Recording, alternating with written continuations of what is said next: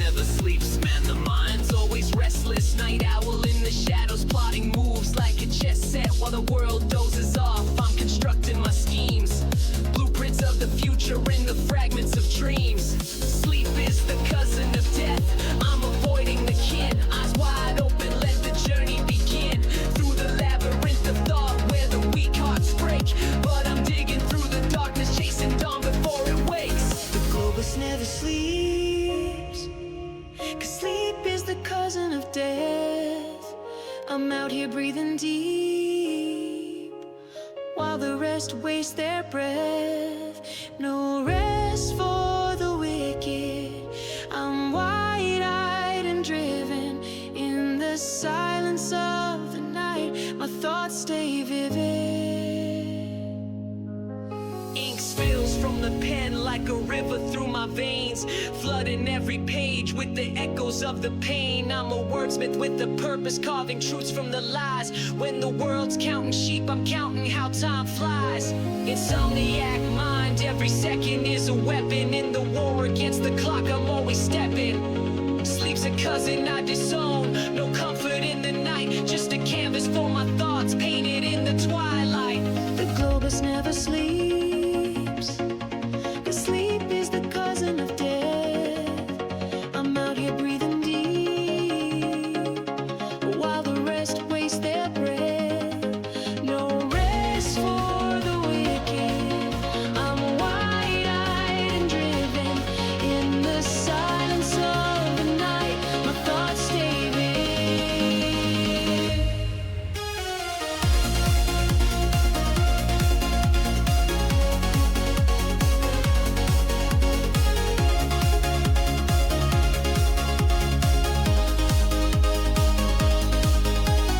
Dreams are for the sleeping, but I'm living in the real.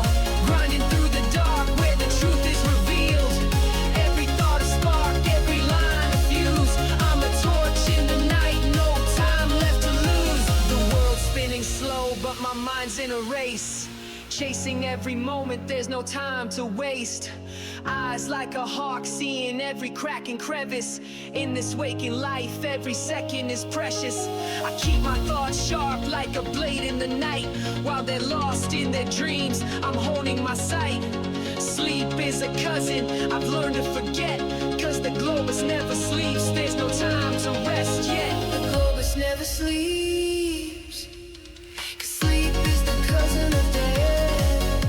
I'm out here breathing deep, while the rest waste their breath. No rest for the wicked. Wide-eyed and driven. In the silence of the night, my thoughts stay vivid.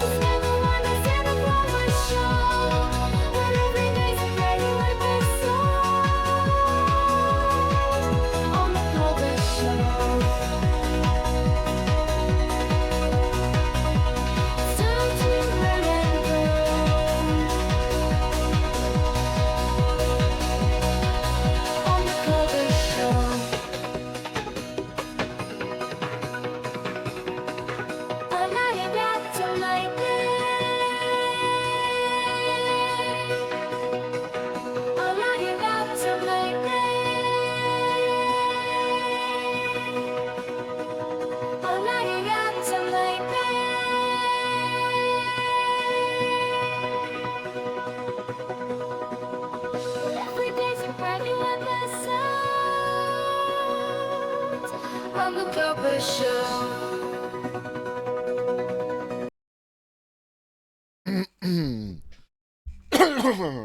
me. What up, what up, what up, what up, what up? What up, Twitch? What up, Cosmic? What up, bots? What up, lurkers? What up, tiny people in my chatterino? It's your boy. Stampy is Stampy is sleeping. We're at the point in the year where they sleep a lot. What up, Michael? Notice anything, Michael?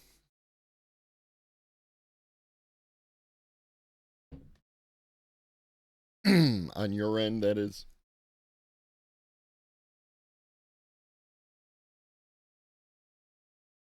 Now you can decline, right? It's not a forced situation. You can decline, and I will remove it. But as you are here, um, pretty much all the time, and you are a tremendous contributor to everything that I do.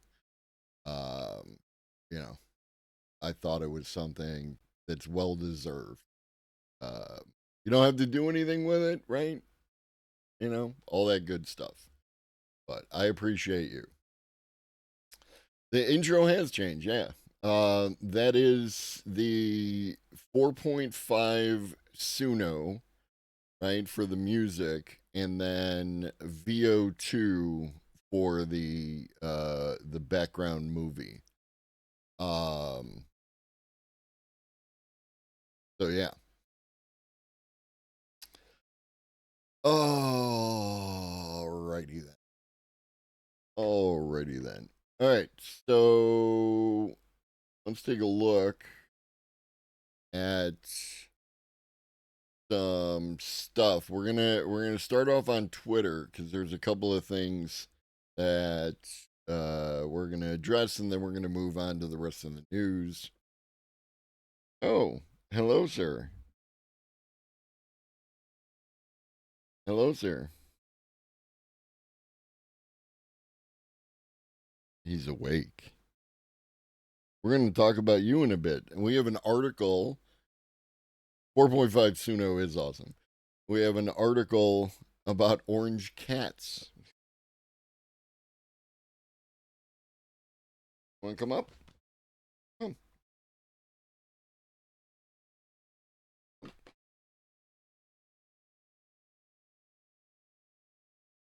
We'll see if he comes up later. Let us look at. I'm probably going to have to plug in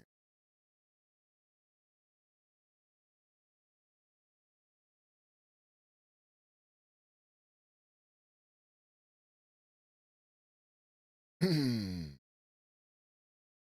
One moment. One moment. I did not properly prepare for using Twitter on stream. Two-factor authentication. Do do do do do do.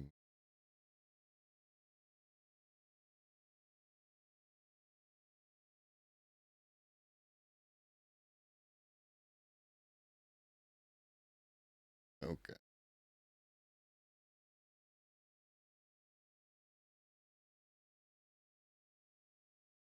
All right. Let's get into it. So, those of you who are aware and those of you who aren't, there was an incident related to Grok on Twitter in which Grok would interject discussions of white genocide in South Africa into every conversation, right? And this was verified by mainstream news. So we are confident that this one is true. And yesterday, XAI issued a response. We want to update you on an incident that happened with our Grok response bot on X yesterday. On May 14th at approximately 3:15 a.m. PST, an unauthorized modification was made to the Grok response bot prompt on X. This change, which directed Grok to provide a specific response on a political topic, violated XAI's internal policies and core values. We have conducted a thorough investigation and are implementing measures to enhance Grok's transparency and reliability. Starting now, we are publishing our Grok system prompts openly on GitHub. The public will be able to review them and give feedback to every prompt change that we make to Grok. We hope this can help strengthen your trust in Grok as a truth-seeking AI. Our existing code review process for prompt changes was circumvented in this incident. We will put in place additional checks and measures to ensure that XAI employees can't modify the prompt without review. You would think you might do that off jump. We are putting in place a 24/7 monitoring team to respond to incidents with Grok's answers that are not caught by automated systems, so we can respond faster if all other measures fail. And Jimmy Apples, and is this rogue employee in the room with us right now? Yanko. Yanko is anti-AI, right? Like he thinks that we're not ready. He thinks that we're fucking up. Are you sure you want to develop superhuman AI? Not gonna lie, security-wise, you seem quite incompetent. So yeah. Based on what we know, the culprit is A, a white male, B, with highly right wing views, C, holds a position of power at Twitter, and D, has some connection to South Africa. Damn. I wonder who it is.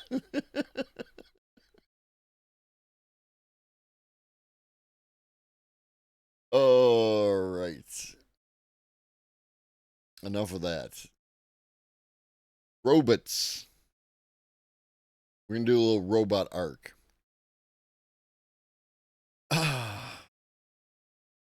So this is a robot that does tiling.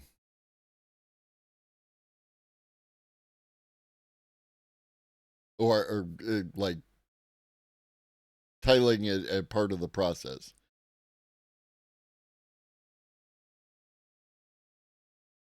Now, if you've ever done tiling, you know that it's backbreaking work.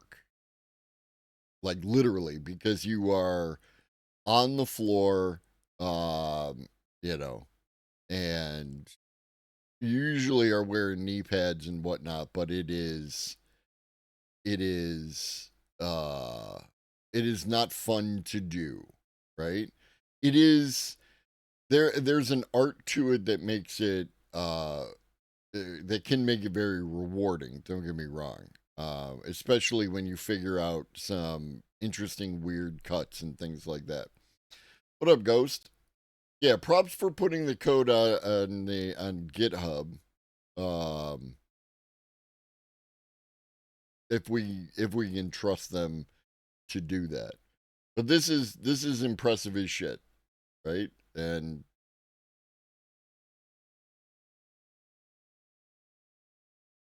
yeah.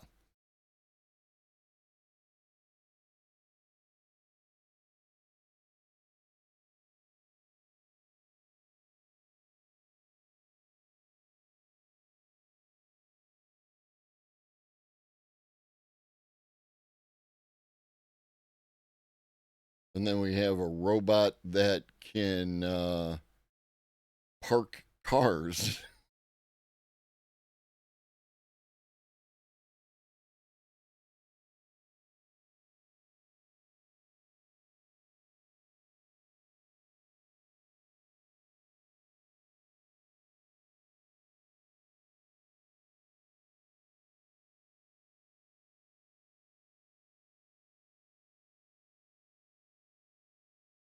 It won't do the edges and the difficult corners, sure.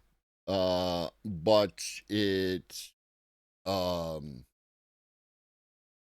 it may in the future, right? Like that's the thing. And even if it doesn't do the edges and the difficult corners, that's a significant amount of work that is done, you know, by the robot, right?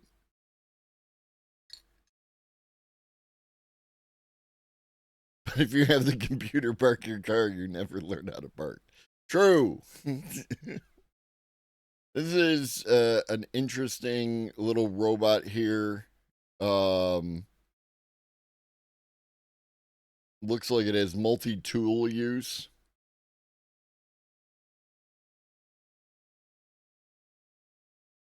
It's stripping the wire, and then it uses this second tool to junction in another wire.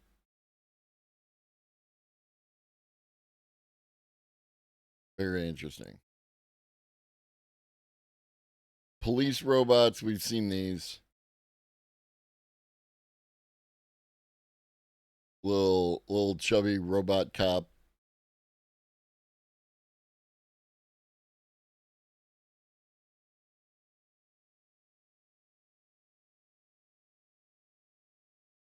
IShowSpeed danced with this robot in China.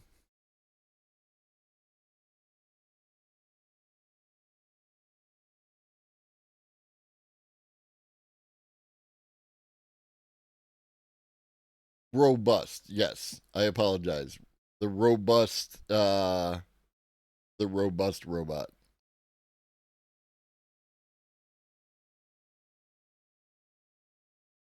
A robot that draws the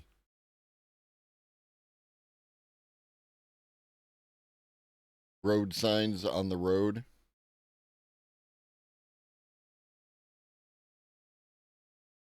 And we saw these or something like these related to construction, and that's what this is for. This is for construction on in space, on the moon, on Mars.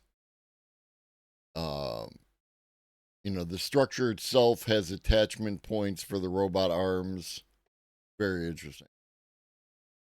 Don't care about the car dealer robot.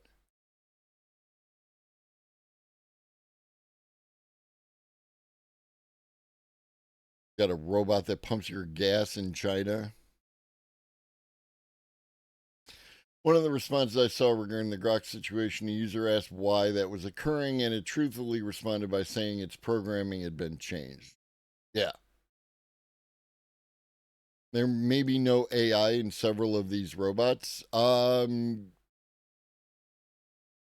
Yeah. Like, I don't think that there's any AI in this, or not even like, what we would broadly call AI. This is probably like just computer vision and pattern recognition and stuff like that. But if anything, Cosmic, that makes the situation more pronounced because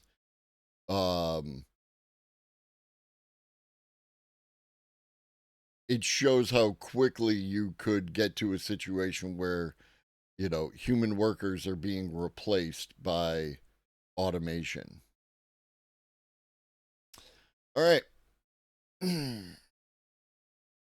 Speaking of,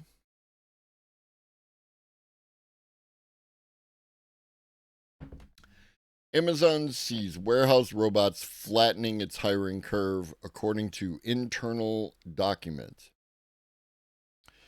When Amazon unveiled its Vulcan touch sensing warehouse robot last week, it framed the technology as a way to make frontline jobs safer and easier. What the company didn't mention is a broader ambition, using Vulcan and its expanding fleet of warehouse robots to reduce its need to hire a lot more humans. An internal document obtained by Business Insider described Amazon's long-term vision of automating many warehouse tasks. The document, dated late last year, said Vulcan and similar robots are critical to flattening Amazon's hiring curve over the next 10 years. This suggests Amazon is trying to use automation to slow the rate of new hiring rather than replace existing workers. People in senior positions at the company who are familiar with the matter say the automation push is also a response to growing costs and possible labor shortages in Amazon's warehouses. The document, marked Amazon Confidential, was produced by Amazon's retail team to review various important projects. It also outlined several AI initiatives designed to further optimize warehouse efficiency and employee productivity. The company still plans to have a lot of people for a long period of time, adding that many future roles would involve higher value tasks. Our robotic solutions are designed to automate tasks in an effort to continue improving safety, reducing repetition, and freeing our employees up to deliver for customers in more skilled ways. Since introducing robots within Amazon's automation or operations, we've continued to hire hundreds of thousands of employees to work in our facilities and created many new job categories worldwide, including positions like flow control specialist, floor monitors, and reliability maintenance engineers. The spokesperson also cautioned against drawing conclusions from a specific internal company document. Yeah. Yeah. I mean, maybe that's it. Maybe it's just as they say it is. Maybe it's also don't panic, humans. Don't riot, humans.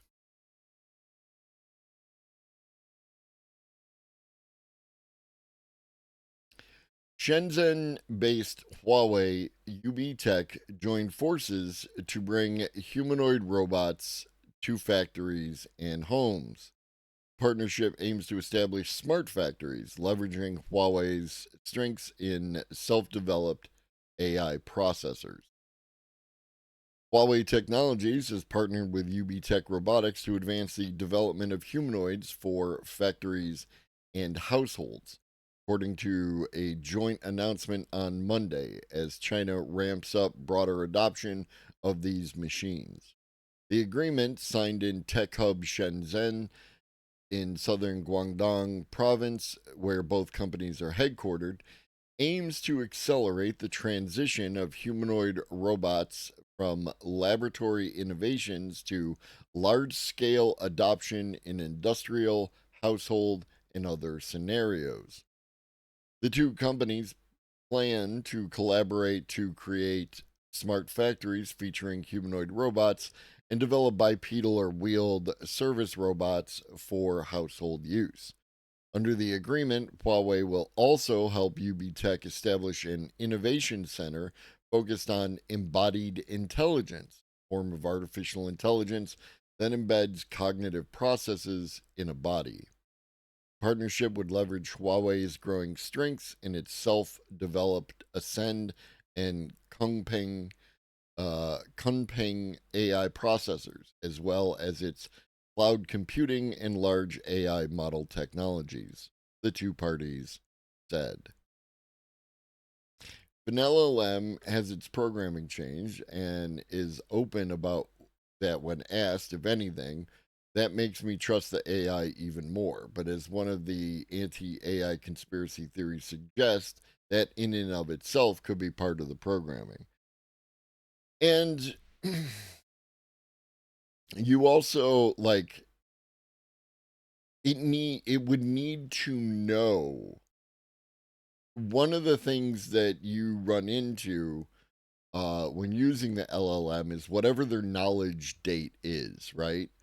Current knowledge up until April of 24 or what have you. Um, so that LLM would not know that an update was made to it unless it was able to either access some outside information indicating that an update had been made, or they included that you know, in the training data, right? So I don't know if Grok knows that it had an update done to it, or if it's reading the internet and the internet is saying that Grok had an update. Do you understand what I'm saying? It's not like internal in the model, it's using search, right? I don't know, right? They might have updated it, to the current, everything.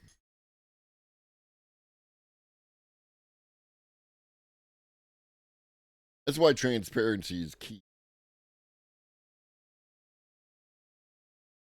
The partnership marks another significant step for Huawei in China's rapidly growing robotics sector. The domestic market is projected to double this year, reaching 5.3 billion yuan, or 732 million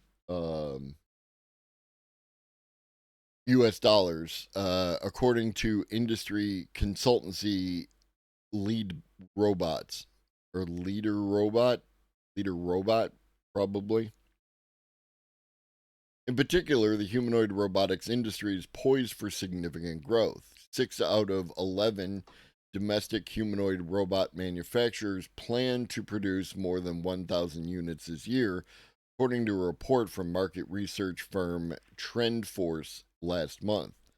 Earlier this year, Huawei affiliate Shenzhen Hubble Technology Investment acquired a 1.4% stake in the robotics startup Spirit AI, according to information from corporate registry service Aikicha. In November, Huawei launched a global innovation center for embodied intelligence and signed strategic partnerships with 16 companies, including Huayan Robotics and Leju Robot, both based in Shenzhen. Meanwhile, UB Tech has established itself as one of the leading robot developers in China, with plans to produce 1,000 humanoids this year, according to Chairman and CEO Zhu Jian in March. The company has also formed separate partnerships with household appliance manufacturer Midea Group and furniture chain Easy Home New Retail Group to promote the deployment of humanoid robots in factories and homes, respectively. So, yeah. You have given Grok a personality. I think Grok is a fancy program and it just stores all such changes so it can refer back. First off, they're like, I have not given Grok a personality, right?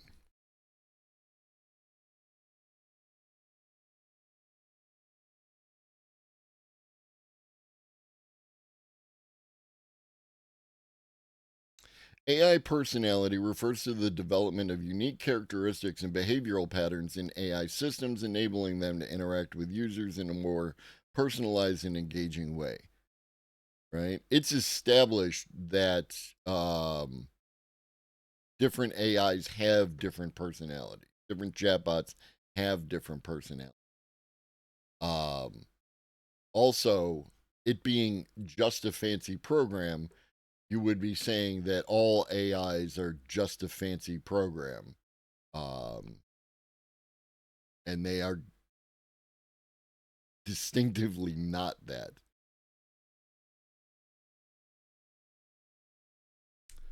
Um, but also, to address the last part of your statement, it just stores all such changes so it can refer back.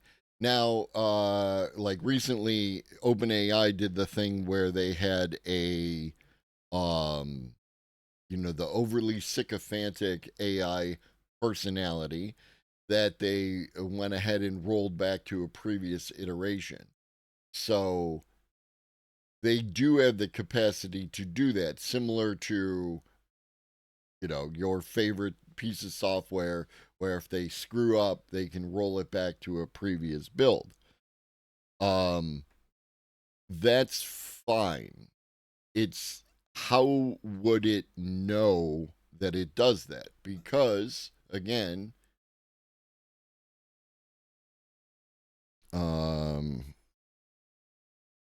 what's the knowledge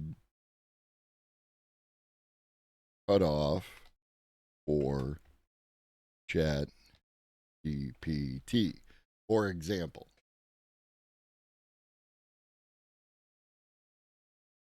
Right? The knowledge cutoff date for ChatGPT models varies depending on the specific model version. GPT 4.0, October of 23, 4 Turbo, December 23, 4 April 23, 3.5 September 21, right? The knowledge cutoff date represents the point up to which the model has been trained on data, right? There is a knowledge cutoff date, which is the point that I was trying to make. So it doesn't know if no makes you uncomfortable, then no. It doesn't know anything past October of 23, GPT 4.0, for instance. So everything post October of 23, it has to use search in the internet and then find that information on the internet and then use that as part of its conversation. The fancy program of the AI actually sits on top of the fancy structured database, and that makes the full AI. Okay.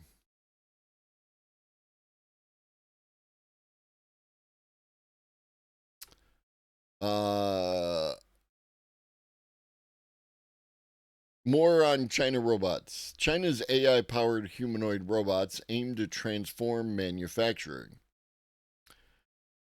Shanghai, Beijing. In a sprawling warehouse in a Shanghai suburb, dozens of humanoid robots are maneuvered by their operators to carry out tasks like folding a t shirt, making a sandwich, and opening doors over and over again. Operating 17 hours a day, the site's goal is to generate reams of data that its owner, Chinese humanoid startup Edgebot, uses to train robots in hopes it hopes will become ubiquitous and change the way humans live, work, and play. I maintain that humans and other animals are just complex biochemical computers. The sooner we become comfortable with that reality, the easier it will be to answer the question, should artificial intelligence have rights? It's a fair point. Right?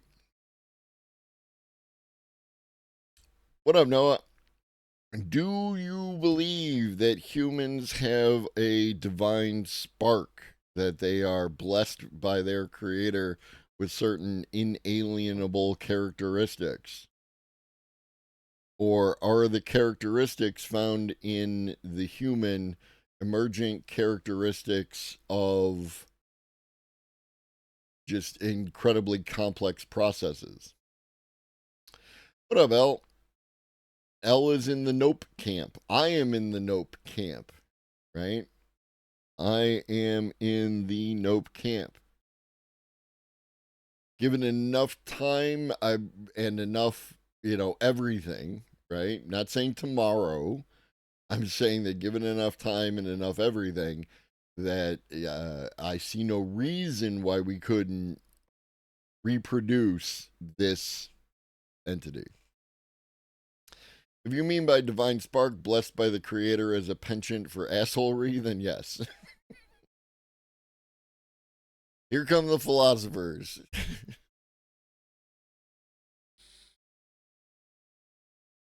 Just imagine that one day in our own robot factory, our robots are assembling themselves.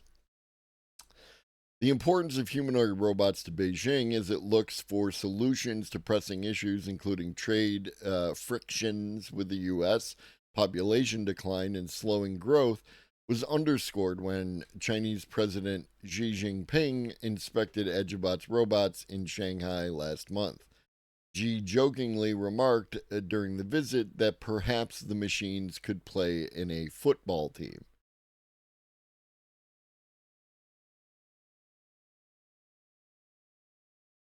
The spark in humans is the randomness of analog biological processes.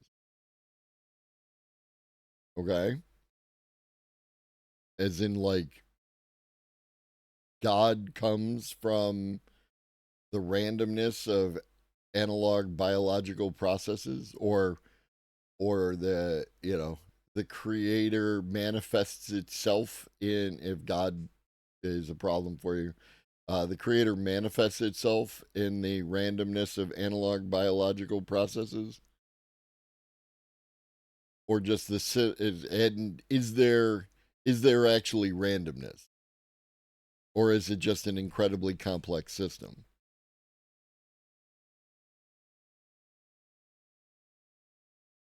I don't know how I feel about chaos theory.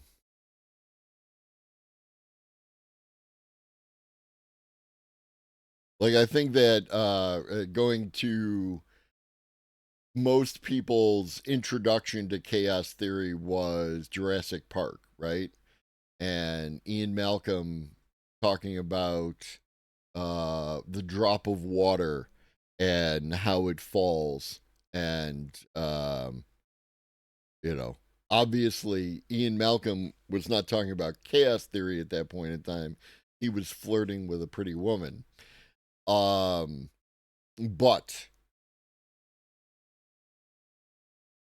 I think that it, like, just based on the construction of his scenario, the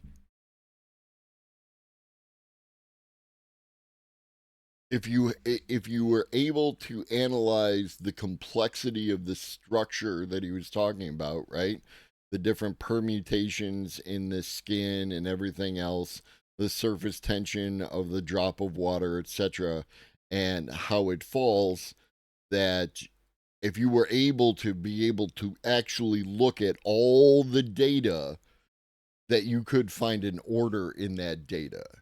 I don't know that chaos actually exists.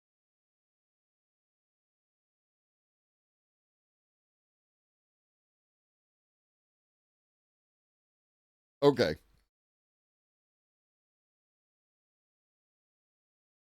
Again, I don't know how random it is. But like, we are deep in the weeds at this point. I prefer the term complex. That at a certain point you reach a complexity that we cannot perceive, but that should we get our tools to the point where we actually can perceive all the different permutations and details and all the other things, that we were actually able to observe everything, that there is a process there that can be understood and predicted.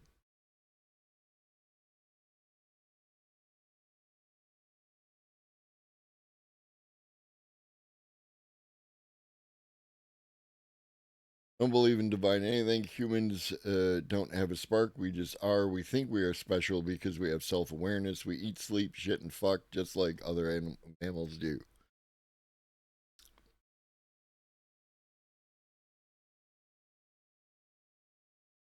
I don't disagree, Michael. Um, it was funny yesterday in James's chat. I like, a moment came and went, and there's a thing, like, when you're putting a joke into the chat, uh comedy is all about timing. And if you don't get your timing right, then, you have to walk away from the joke, right? The moment is past. And I really wanted to post a joke about, have we tried turning the earth off and turning it back off again?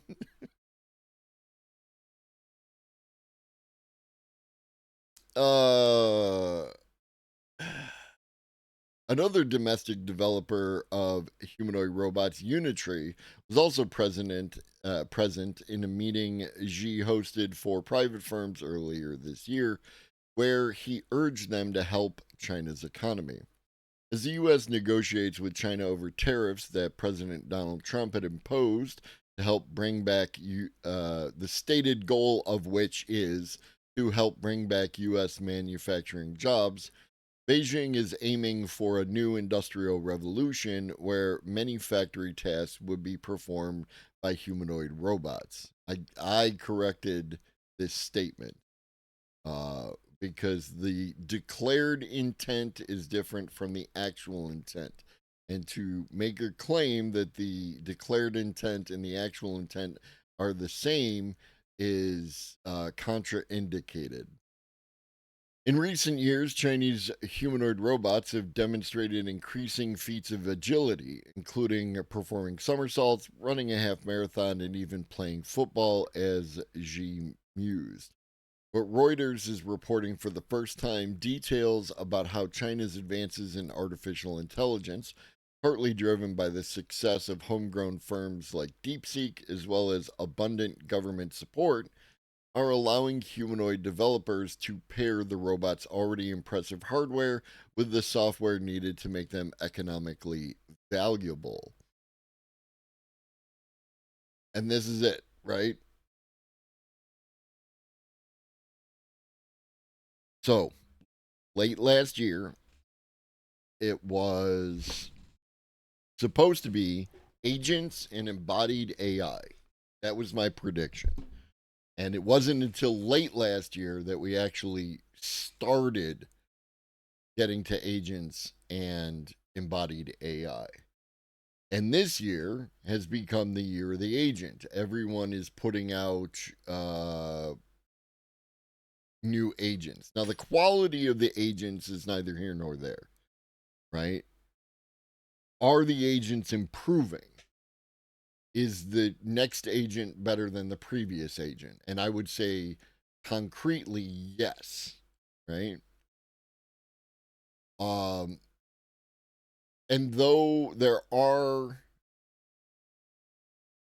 American robot manufacturers that are working with embodied AI, like Figure, right? Figure has Helix. They stepped away from OpenAI's ChatGPT and started using their own in-house model, Helix. China, I think, due to the volume of robots that they are at least intending to put out. Now we'll see, right? They seem to be getting more robots out there already. And assuming that they can tie those robots into an AI system that allows them to do the embodied intelligence, that is going to increase the amount of data they have, and then you get the reciprocal feedback loop and the potential flywheel effect, and then go from there. Some are, some are not. More to the point, they are becoming more diverse and specialized. I mean, are they? As far as I know, the Chinese are working on general models, right? I mean, what's really the difference between, who is this? This is Unitree, right? And this is Agibot. What's the difference between Unitree and Agibot? They're robots. They all appear to be humanoid and like that. I don't know that they're becoming more diverse and specialized.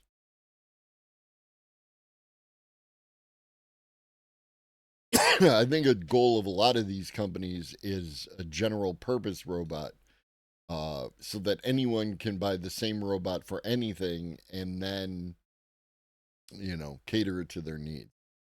Reuters spoke to more than a dozen people, including Chinese. Oh, the agents. Yes, yes, yes, yes. I don't know about that either. We're going to talk a little bit about agents later. A little bit later in the morning show, and then we've got some in the evening show, 5 p.m. Eastern. If this is your first time here, where we're going to do video content.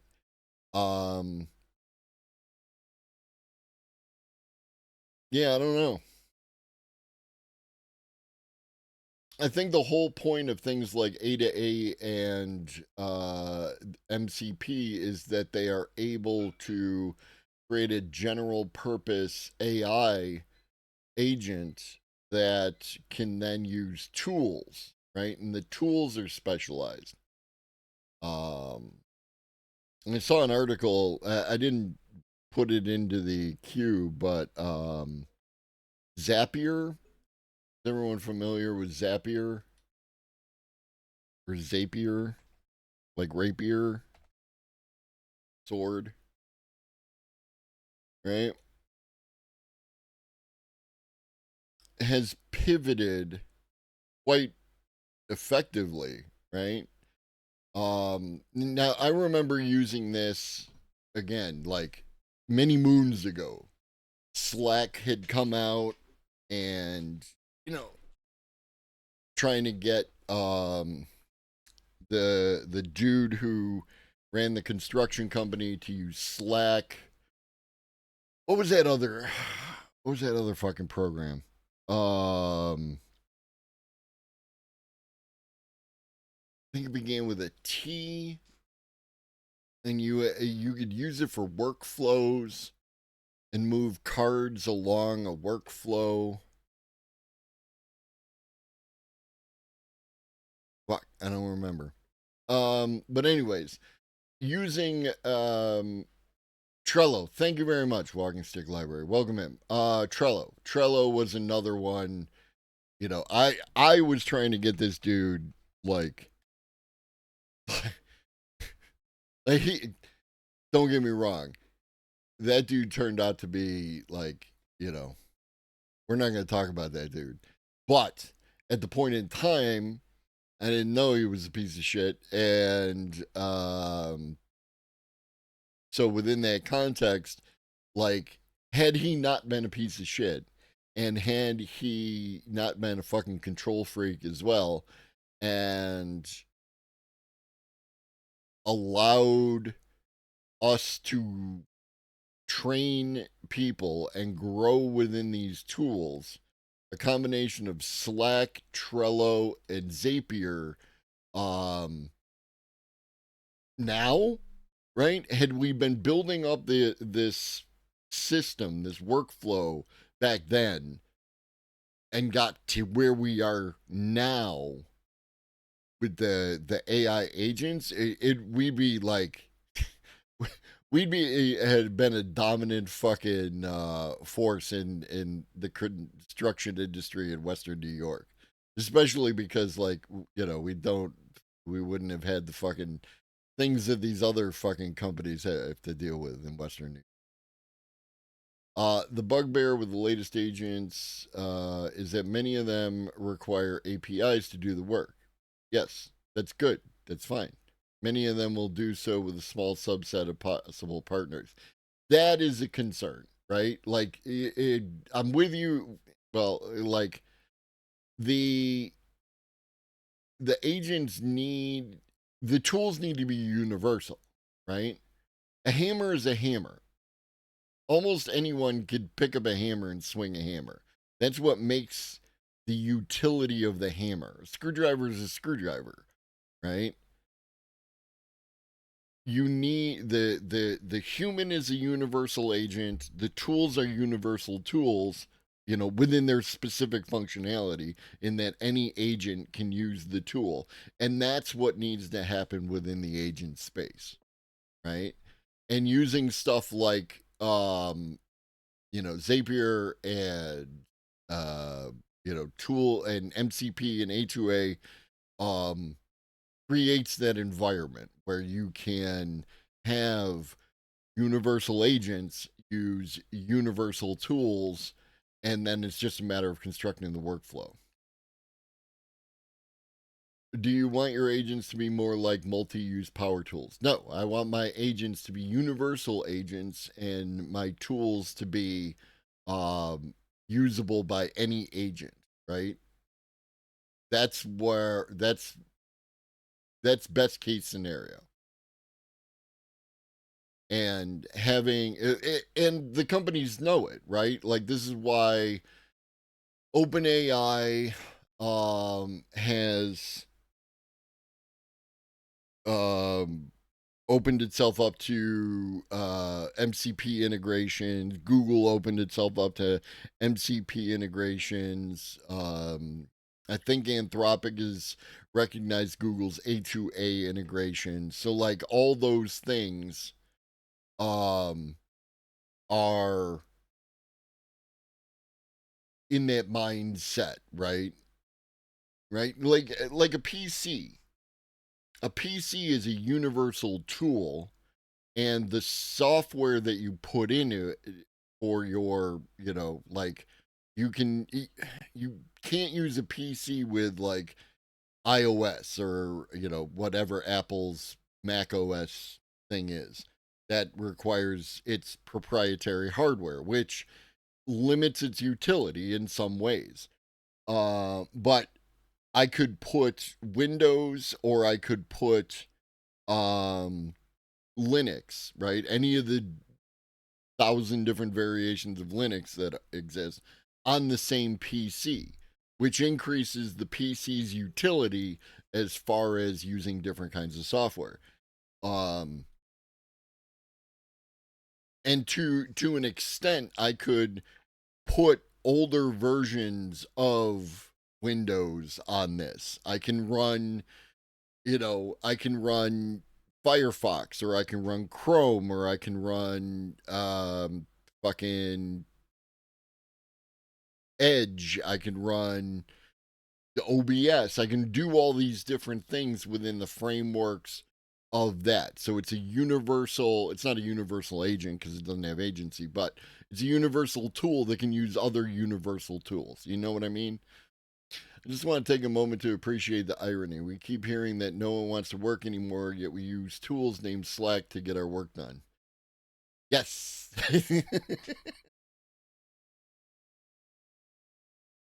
So, anyways, where the hell were we?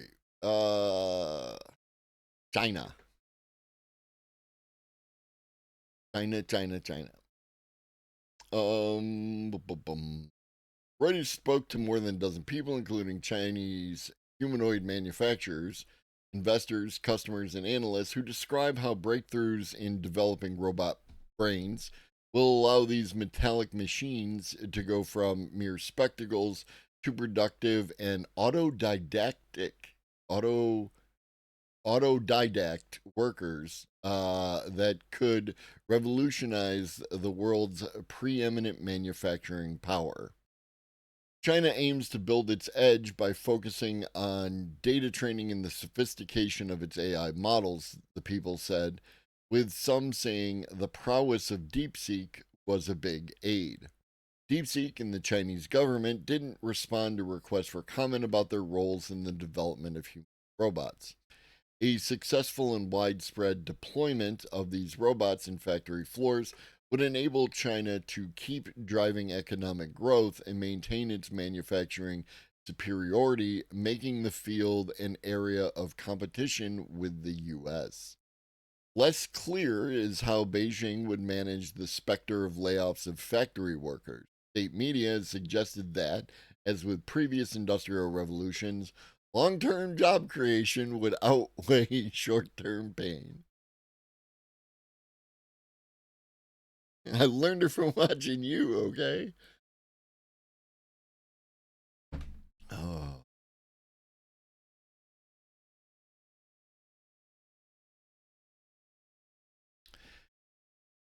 Chinese authorities are handing out generous subsidies for humanoid firms. More than $20 billion has been allocated to the sector over the past year, and Beijing is establishing a 1 trillion yuan or $137 billion fund to support startups in areas such as AI and robotics, official announcements show.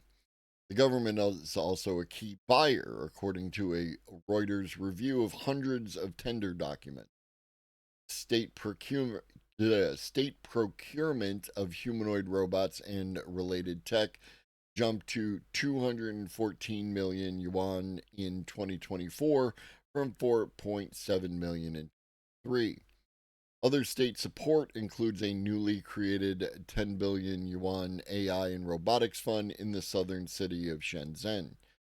Humanoid robot makers and component suppliers based in Wuhan, got you all in check, are eligible for subsidies of up to 5 million after reaching thresholds for procurement and sales targets as well as free office space. Beijing's municipal government created a robotics fund in 23 that offered up to 30 million for companies looking to accelerate construction of their first products. Some analysts predict that humanoids could follow the trajectory of electric vehicles, whose costs tumbled dramatically over the past decade. Manufacturers rushed in, and government subsidies spurred widespread adoption among the Chinese public. The average bill of materials for a humanoid will be about $35,000 by the end of the year, but could fall to $17,000 by 2030 if most of it is sourced from China. Ming Sun Lee, head of Greater China Automotive and Industrial Research at Bank of America Securities, in a research note. I am in pain watching the machinations of the oligarchs and leaders around the world fighting to change everything while not taking care of how change. Well, yeah, Cosmic. It's it's how this goes, baby.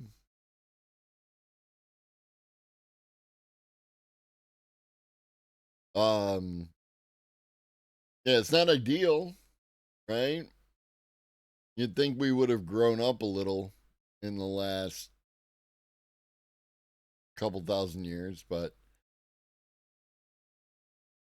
we still let dipshits who think they know more than other dipshits fight over which particular piece of dipshittery are, you know, the dipshittery we're going to engage in. All right, let's take a break and talk about cats. From Scientific American, this strange mutation explains the mystifying color of orange cats. Your orange cat may host a never before seen genetic pathway for color pigmentation, according to new studies. Cats are arguably perfect. At least evidence suggests that felines, which have evolved with minimal variation and maximal efficiency, have reached the perfect genetic form. Everything you need to know about genetics you can learn from your cat. Leslie Lyons, a veterinary specialist specializing in cat genetics. Who's Auntie Garfield? Name them, Ghost. Name the channel. You want to start some beef? We'll do some beef. How dare you? How dare someone speak ill of Garfield?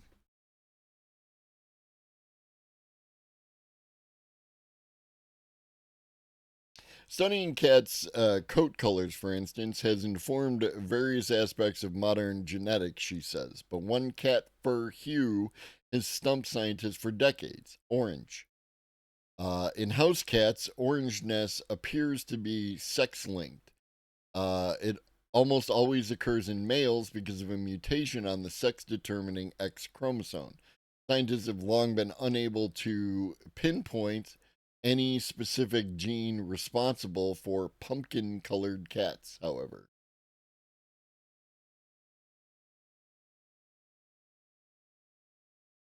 You want me to beef with Meat Canyon?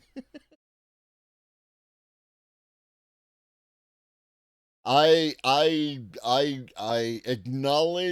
acknowledge my power level with respect to Meat Canyon.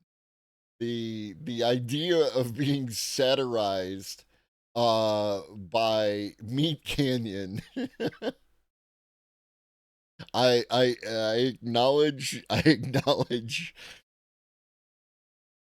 I acknowledge my limitations. It's really called red. The red gene is on the X chromosome. 20% of red or cream, which is red plus dilute cats, are red. So red and cream females are not that rare. I'm I'm just going off the article. I am not a master of the genetic properties of cats. Now, two papers published concurrently on Thursday in Current Biology reveal a remarkably unique genetic pathway that has never been seen in other felines or any other mammals. With their colleagues, two separate groups at Stanford and Kyushu, uh, independently arrived at the same surprising conclusion. A tiny deletion in a cat's X chromosome increases the activity of a gene called RGAP36, which scientists had never previously associated with pigmentation. In this case, it appeared to be coaxing the cat's melanin producing cells to shift orange. These findings close decades worth of investigation surrounding house cats with a ginger hue, coat coloration that had been recognized for more than a century, kind of an exception to the genetic rules that explain coloration in most mammals.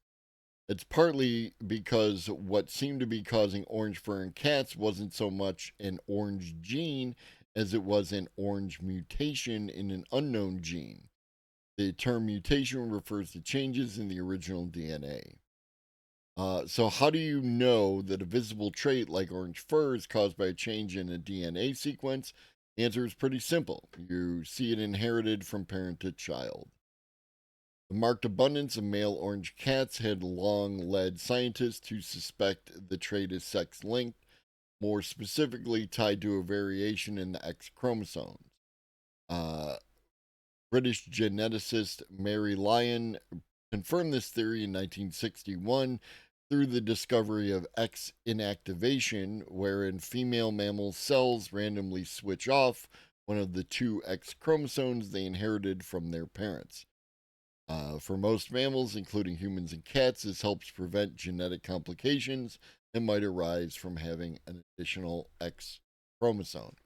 Male kittens, also like most other male mammals, have one X chromosome and one Y chromosome. Male cats with orange colored parents only get one copy of the orange mutation and thus end up with entirely orange fur. Female cats, however, have two X chromosomes. If one of these happens to have the orange mutation, the process of X inactivation will produce orange, brown, or black patches, depending on which X chromosome, orange or non orange, is activated in that part of their skin.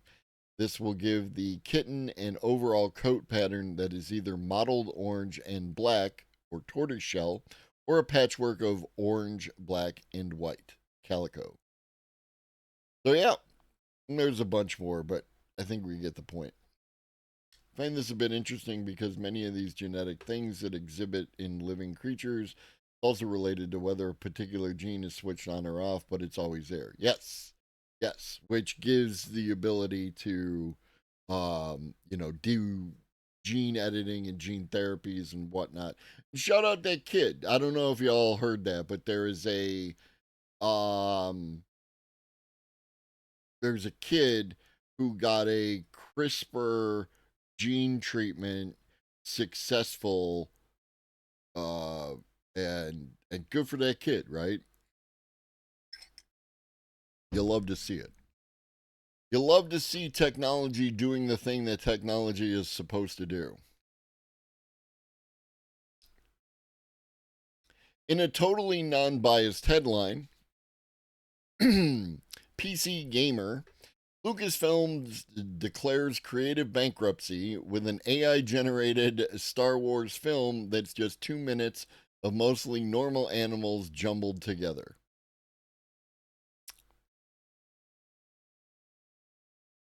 The history of Star Wars is the history of visual effects. For decades, Lucasfilm and its effects division, Industrial Light and Magic, have, through innovations in camera technology, miniature techniques, practical effects, and computer generated imagery, charted the course of Hollywood film production, establishing a visual canon that resonates so strongly with its fans that many of them idolize a guy who hacked up a bunch of younglings with a laser sword purely because of how cool his armor looks. Okay.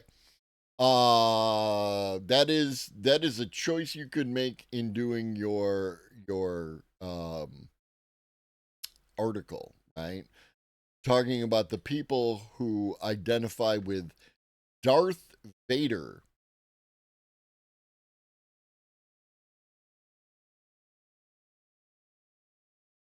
Okay. To celebrate the legacy, you understand that Darth Vader was the bad guy, right? The Empire was the bad guys. They're the bad guys. They're not the good guys.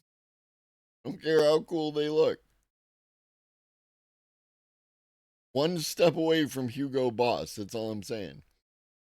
To celebrate that legacy of cutting edge craftsmanship, former ILM chief creative officer and current senior vice president of creative innovation at Lucasfilm, Rob Brito, got on a TED stage in April to share a vision of what he called a new era of technology.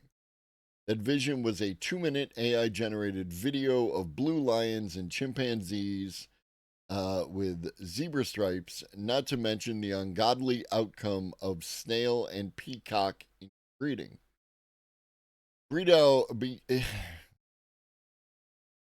began his talk with a summary of ILM's history, founded 50 years ago to solve the visual storytelling challenges in Star Wars. As Brito described it, ILM's success came from artists and engineers working in tandem, blending aesthetic sensibility with technical innovation. He shared anecdotes from the production histories of Jurassic Park, Indiana Jones, and The Mandalorian, moments where artists elevated what could be achieved with new technology rather than be replaced by it. Excuse me. And that's blending the old and the new, how tech and creativity working hand in hand create things we just love. So, what happens when you put the latest AI tools in the hands of talented artists, both to see how good these tools are these days and also what it does to our artists' imagination? Do they stop being artists when they use the AI tools? Is that how that works? Unfortunately, I don't think tech and creativity were particularly aligned on this one. Brito then moved on to his premiere of Star Wars Field Guide, a short film created by an ILM artist over the course of 2 weeks, using AI generation to explore what it would feel like if you sent a probe droid out to a brand new Star Wars planet. And I can safely say that if I sent a probe down to a Star Wars planet and got back images of alligator heads crudely spliced to turtle bodies, I'd be pretty bummed. Is that crudely spliced. See, this is what happens when you come in with hate in your heart, and then like everything is, related to the hate in your heart. Field Guide is, to be frank, embarrassing. Despite the triumphant Star Wars score, ILM's foray into AI generation didn't produce anything remotely compelling or even particularly alien. It made a mostly normal sloth with bits of rock sticking out of its fur. It put a peacock head on a snail. There's a bear with tiger stripes. There's a blue gazelle and also a blue lion and a pink iguana and a couple walruses with octopus bits stuck on there. And none of it makes me feel anything, because why would I care about a barely fake creature? Essentially, just two existing animals smushed together, which nobody bothered to make themselves. I mean, it's literally an artist spending a couple weeks doing this, but, go off, King. Also, I completely disagree, because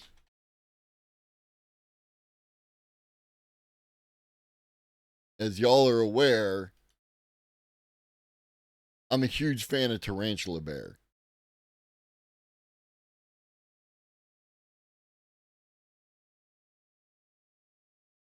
Like, this is probably the most terrifying thing that I could possibly come up with. Right now, this isn't AI. This goes back to Worth 1,000, right? In 2005, when people would Photoshop, right?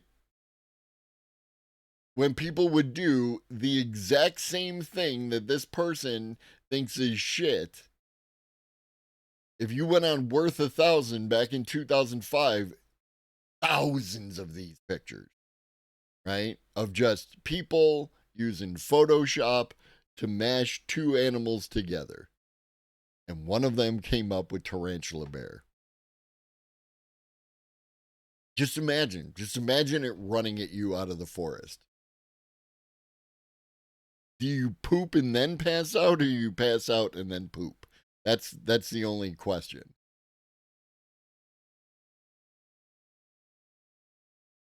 It's pretty fun to see artist expression leveraging the latest tools, Bredow said as the film ended, to perhaps the most generous applause anyone has ever given.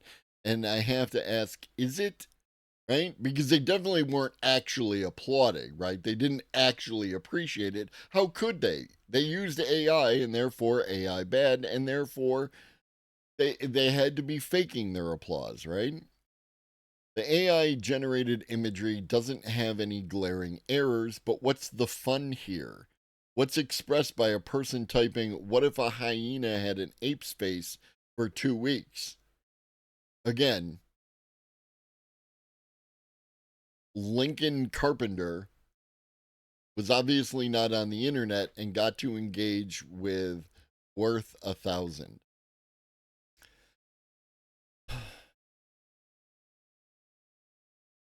Now, this is a critique. It's difficult to see these words because they're super tiny. Can I expand it? There we go. None of those creatures look like they belong in Star Wars. They are clearly two Earth animals fused together in the most basic way. This to me is a fair critique, right? They don't look like Star Wars animals, right? The AI video was the same slop we've been seeing for ages now. Don't be too proud of this technological terror you've constructed. Do you think the artist who created the AI video at the end felt as excited about their work as the pioneers over the years at ILM? Yes, I do think that. I would argue the visual artist did not, all caps, create any of the slideshow presentation at the end, just provided prompts. Any individual is no longer an artist, only provided somewhat creative prompts for AI to generate. He sounded nervous. I think he knew it was bad. Why do they not use AI video to put the metal skins on those fantastic animals? I don't know. Like that is a creative decision made by people who are not me, right? And the creative decision made by people who are not me, um, they made choices and they were happy with their choices. Breedow closed out his talk as though he had illustrated a point that his 2 minutes of animated creature collage is a stepping stone towards, as he said, that next Star Destroyer moment that's going to light up screens around the world. I'm still waiting to be convinced. Lincoln has been writing about games for 11 years. 11 years? That's 2014. He might be too young to have experienced Worth 1,000. He might be too young for the internet.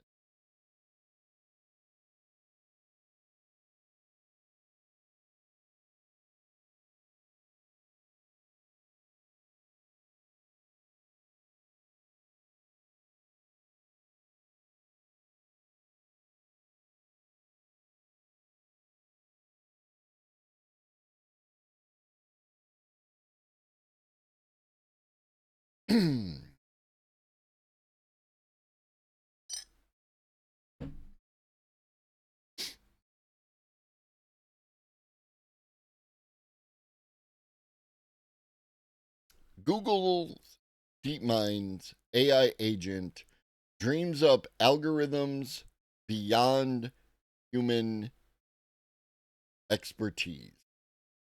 And this is Wired. And Wired is not particularly they are, depending on the article, they have varied opinions about AI. Varied opinions about a new system that combines Gemini's coding abilities with an evolutionary approach improves data center scheduling and chip design and fine-tunes large language models. A key question in artificial intelligence is how often models go beyond just regurgitating, see the use of that word, and remixing.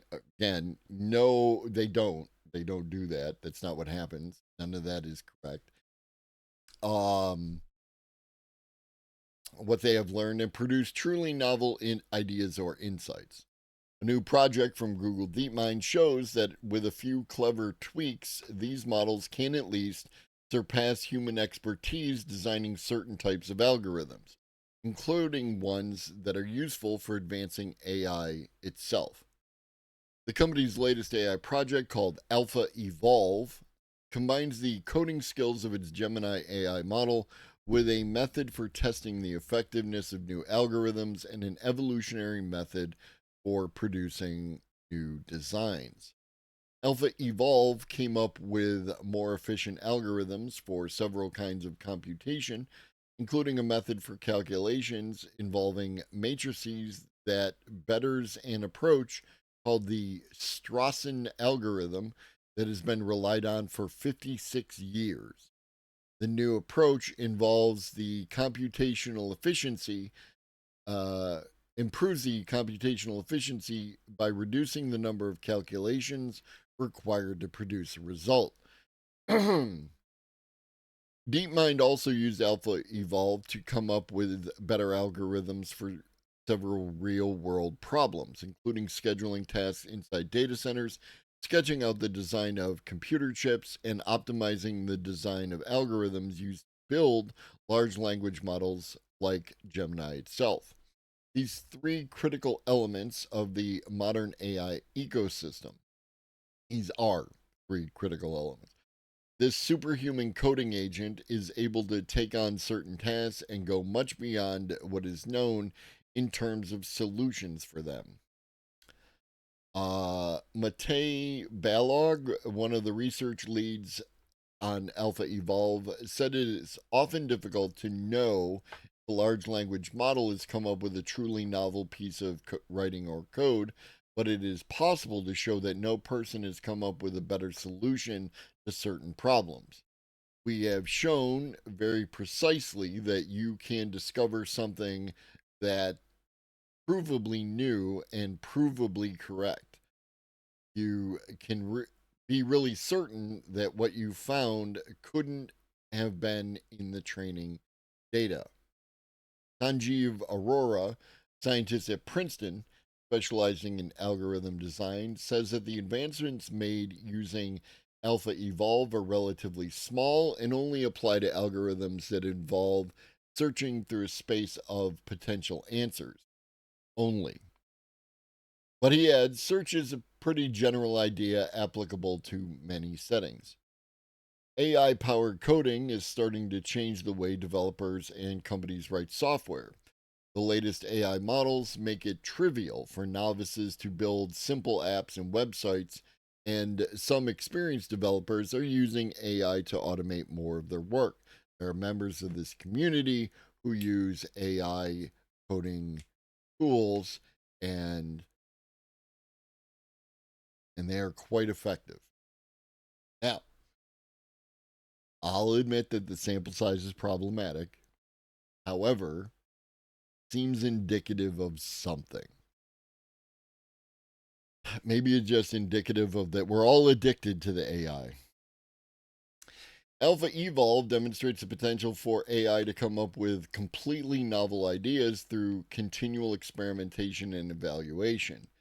DeepMind and other AI companies hope that AI agents will gradually learn to exhibit more general ingenuity in many areas, perhaps eventually generating ingenious solutions to a business problem or novel insights when given a particular problem. Josh Ullman, an assistant professor at Columbia, who works on algorithm design, says that Alpha Evolve does appear to be generating novel ideas rather than remixing stuff it learned during training. It has to be doing something new and not just regurgitating. The DeepMind researchers found that they could sometimes give an idea for an algorithm as a prompt and produce interesting new results. Ullman says this raises the prospect that human scientists could collaborate with a system like AlphaZero. That seems really exciting to me. Alpha Evolve is not the only DeepMind program to demonstrate real ingenuity. The company's famous board game playing program AlphaZero was able to devise original moves and strategies through its own form of experimentation. Balog says the evolutionary approach used by his group could be coupled with the reinforcement learning method employed in AlphaZero, a process that lets a program learn through positive and negative feedback to create something that explores new ideas in other areas. Two previous DeepMind projects also used AI to push the boundaries of computer science. Alpha Tensor from 22 used the reinforcement learning method to produce novel algorithms. FunSearch from 24 used an evolutionary method to generate more efficient code for a given problem. Neil Thompson at MIT, who studies the way algorithms affect technological progress, says that a key question is not just whether AI algorithms can exhibit original ideas, but how generally this may apply to scientific research and innovation. If these capabilities can be used to tackle bigger, less tightly scoped problems, it has the potential to accelerate innovation and thus, that magic word, prosperity.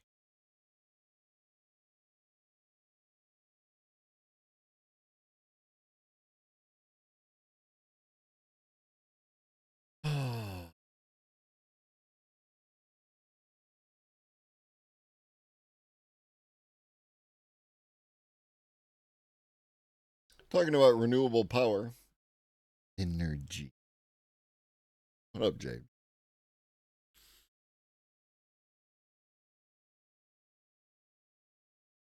This is such a neat construction. Um,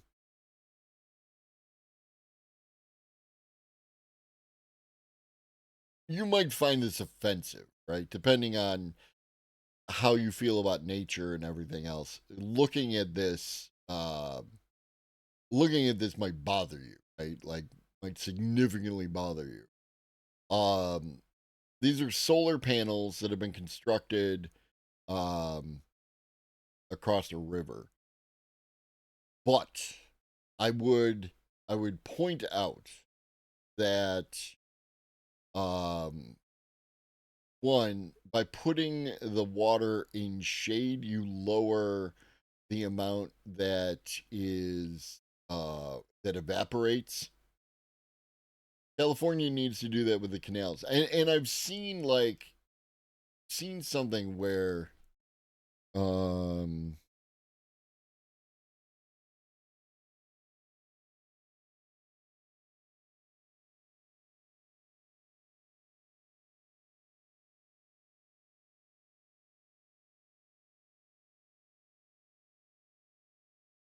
shade balls, right?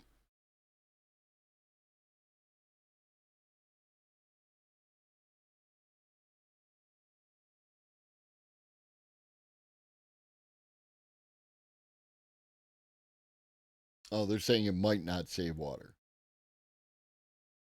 Yeah, yeah, yeah. So it may or may not be saving water, right?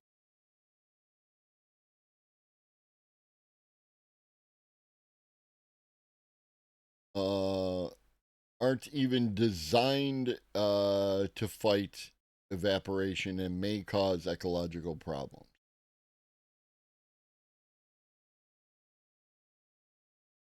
So yeah, might not have been a good idea. What up, Ribbons? I like the idea, but poor placement, honestly, unless they're high enough for wildlife to pass. They are. Um, where are we? Eh. It's difficult to see from this angle, but there is a distance above the water. And what has been found is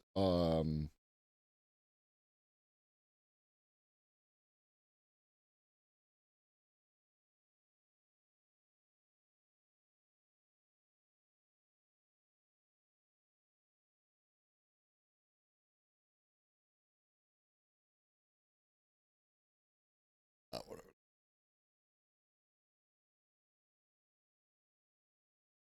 Yeah.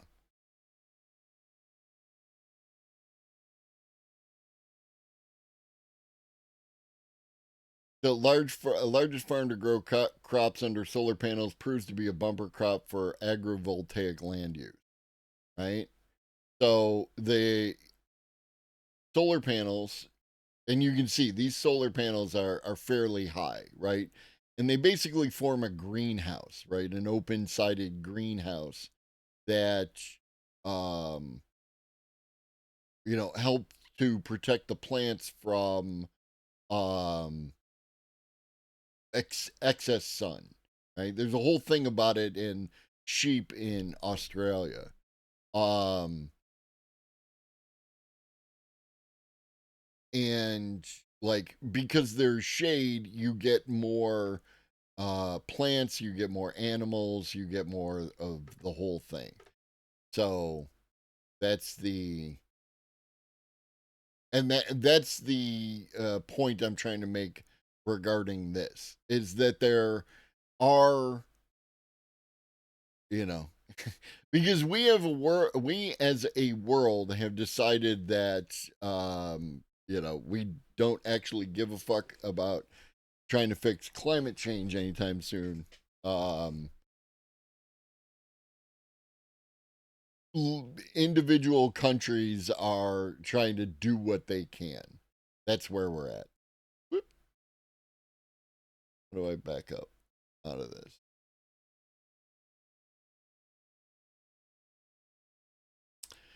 So, speaking of renewable power reversing China's emissions growth, please note that it's not reducing China's emissions, it's reducing China's emissions growth. It's a very important word as part of the sentence. China has been installing renewable energy at a spectacular rate and now has more renewable capacity than the next 13 countries combined. USA. And 4 times that of its closest competitor, the US. Yet, so far at least, it hasn't been enough to offset the rise of fossil fuel use in the country. They also got that first thorium salt reactor up and running.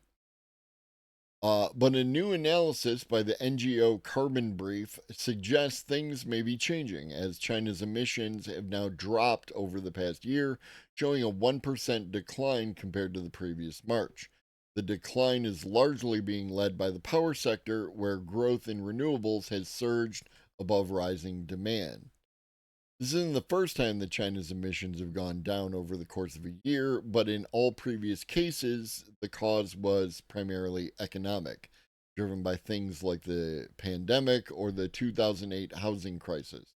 The latest shift, however, was driven largely by the country's energy sector, which saw a 2% decline in emissions over the past year, right? So, since 2017, it's been on a fairly regular, but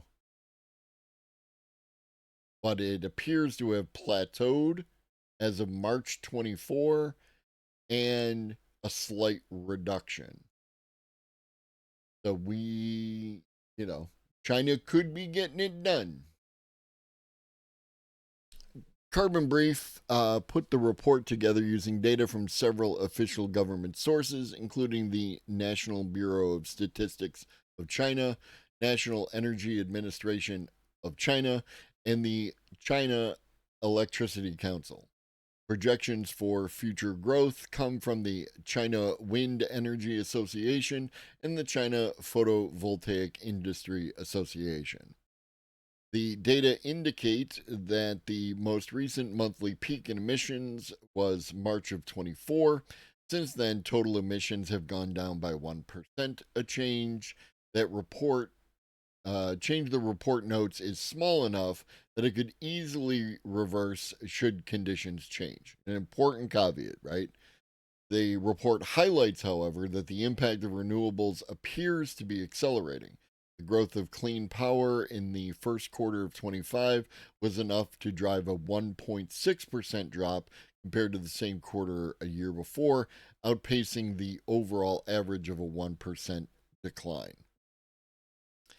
In total, the power sector saw a 5.8% drop in emissions compared to the first quarter of a year before, despite seeing demand for power rise by 2.5%. Fact Carbon Brief concludes that the rise in production from clean power was greater than the average rise in demand over the past 15 years. This suggests two things: that any failure to meet rising demand via renewables will be due to unusual or temporary circumstances, and that renewables will start displacing fossil fuel generation as things move forward. So it'll be interesting to see. China is also taking solar panels into its western deserts and at the same time reviving the soils and grow crops there as well. Absolutely, right? Because one of the primary drivers of desertification is the sun. And by putting some shade, you allow not only water to stay in the soil, but the microbiological ecology in plants. Engineering with Rosie.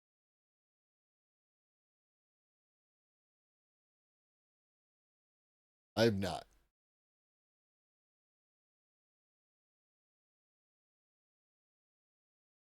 Dr. Rosemary Barnes.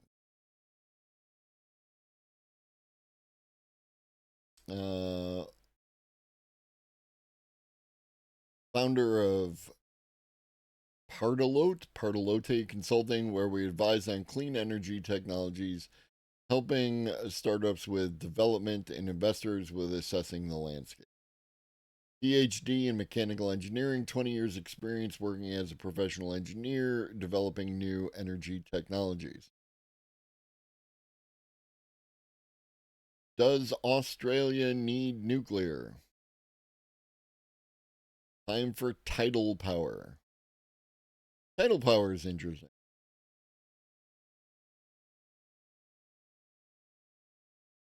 Looking at different kinds of wind turbines.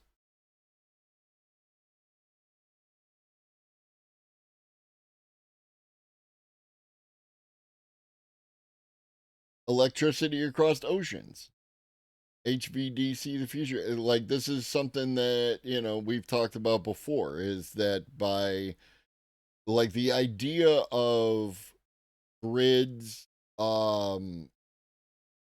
being devoted to one particular country, or, in the United States having Texas. And Texas is a great example of the failure of an individualized power grid. Um, that the power grid should, in fact, be global, right? That way you can shunt power where you need it and draw from places that are producing.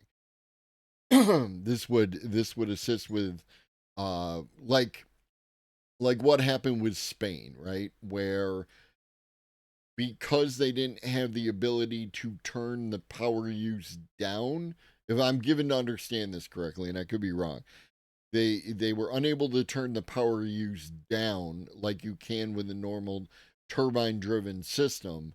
So they were it overloaded their system, right?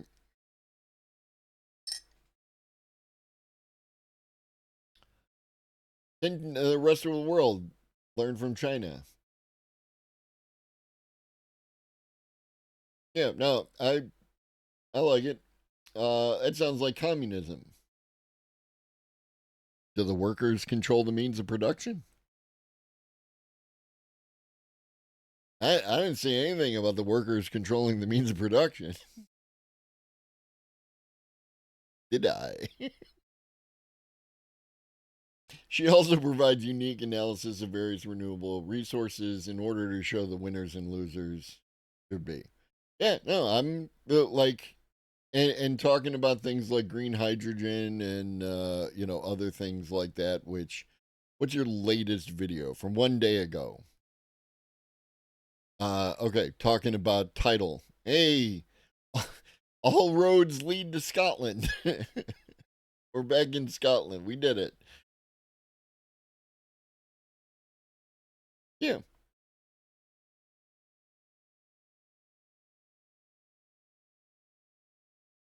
that's cool. They seem to have the knowledge and experience. So definitely check them out. Where the hell were we? It's the hard knock life. Okay, we just finished that one, so we're back to the bin. What time we got? We got 54 minutes. Waymo recalls 1,200 self-driving vehicles in U.S. after minor collisions. Waymo is recalling more than 1,200 self-driving vehicles to update software and address risks of collisions with chains, gates, and other roadway barriers after U.S. auto safety investigators opened a probe last year. The recall affects 1,212 Waymo vehicles operating on the company's fifth generation automated driving system software. Waymo has over 1,500 vehicles on the road across San Francisco, LA, Phoenix, and Austin. It's and is running more than 250,000 fully autonomous paid rides a week. Plans to add service in Atlanta, Miami, and Washington, D.C.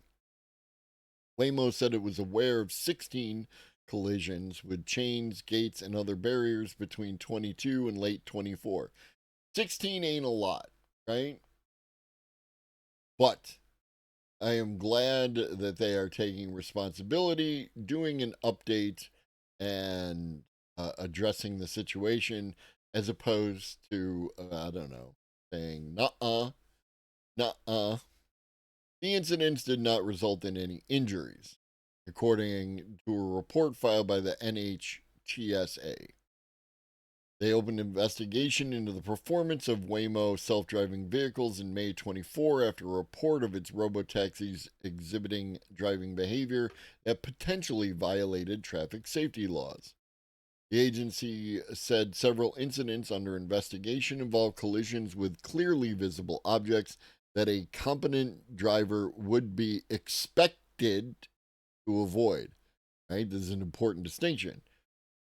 Anybody else, when you're driving, if you see a person with, obvious physical damage to their vehicle, do you immediately run a little algorithm in your brain to determine what's the most likely scenario under which that damage could occur and then drive around them accordingly? Right? Like, do they have damage to the front of the vehicle? Do they have damage to the back? Do they have what looks like, rub marks along the side of the vehicle? I do.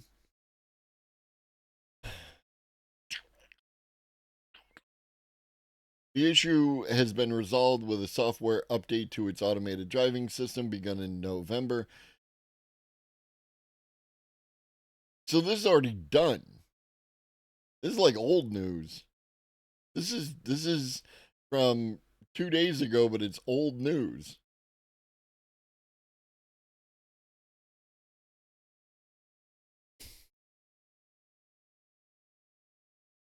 Okay. Moving on.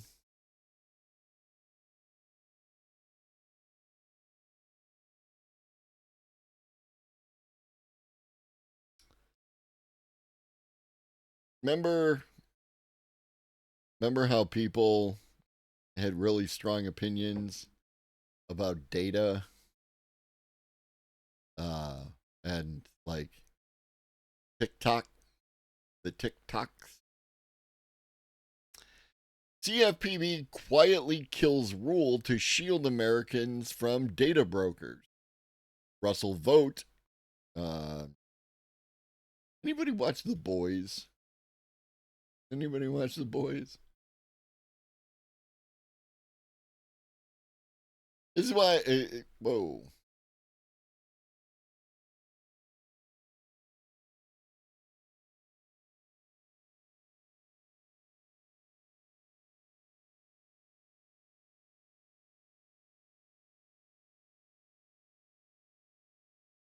Every time I hear his name, I'm reminded of The Boys. Russell Vogt, acting director of the Consumer Financial Protection Bureau, because when I think consumer financial protection, I think Russell Vogt, has canceled plans to more tightly regulate the sale of American sensitive personal data.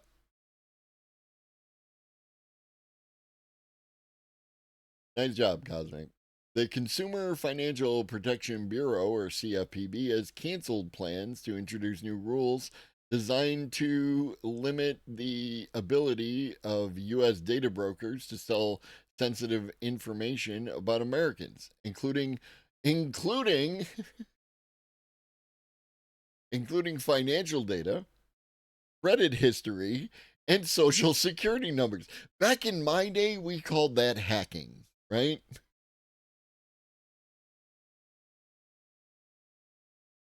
Like, I get updates from the various credit bureaus about how they found my information on the dark web, and if I pay them money, they'll get rid of it. Which one is just a hilarious concept? Is like, okay, you know it's there, and you're supposed to be providing accurate information on my credit report so that I can do credit stuff.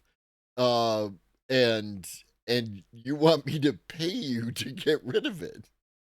It sounds like your job. It sounds like something you should just do. Otherwise, your information is not accurate. It's all vibes, baby. Right? Remember just a few months ago when some dude or when some group stole like millions of social security numbers and all that kind of thing, and that was apparently a bad thing, right? I'm given to understand. Well, apparently Russell Vogt thinks it's okay for data brokers to sell your shit. CFPB proposed the new rule in early December under former director Rohit Chopra, who said the changes were necessary to combat commercial surveillance practices that threaten our personal safety and undermine America's national security. The agency quietly withdrew the proposal on Tuesday morning, issuing a notice published in the Federal Register declaring the rule no longer necessary or appropriate. CFPB received more than 600 comments from the public. 600? That's it? This year concerning the proposal, titled Protecting Americans from Harmful Data Broker Practices. The rule was crafted to ensure that data brokers obtain Americans' consent before selling or sharing sensitive personal information, including financial data such as income regulations that the U.S. credit agencies are currently required to abide by under the Fair Credit Reporting Act, the FCRA, one of the nation's oldest privacy laws. Well, yeah, Cosmic. Like, I mean, it's obviously the only thing that you could possibly do is like have automated triggers that remove the information every time it shows up again. But it ends up in a pile, right? And then the pile gets downloaded by, somebody and stored, and then it gets repackaged and re-put on the internet and then downloaded and stored. And it's the exact same process that you run into when it comes to like pirated movies or anything else, right? The data, once the data is out the door, it's everywhere, right? It's just a matter of time before it comes back into the ecosystem. In its notice, CFPB's acting director, Russell Vogt, wrote that he was withdrawing the proposal in light of updates to bureau policies and that it did not align with the agency's current interpretation of the FCRA, which he added CFPB is in the process of revising. We're just out here. We're just out here. CFPB did not immediately respond to a request for comment. Data brokers operate within a multi-billion-dollar industry built on the collection and sale of detailed personal information, often without individuals' knowledge or consent. And this is why, right? Like, again, I feel your pain about how the LLM was created without your knowledge and consent and the use of your stuff, right? The art that you created and put on the internet, the words you created and put on the internet, anything that you were involved in creating and you put on the internet, and that it ended up in a data set that was used to train a model without your knowledge or consent.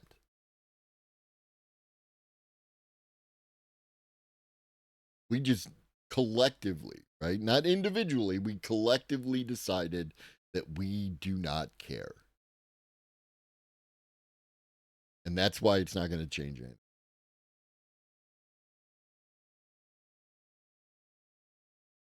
Right? That's why even if the copyright disputes end up being adjudicated in the favor of the creators or the rights holders, which is the bigger problem,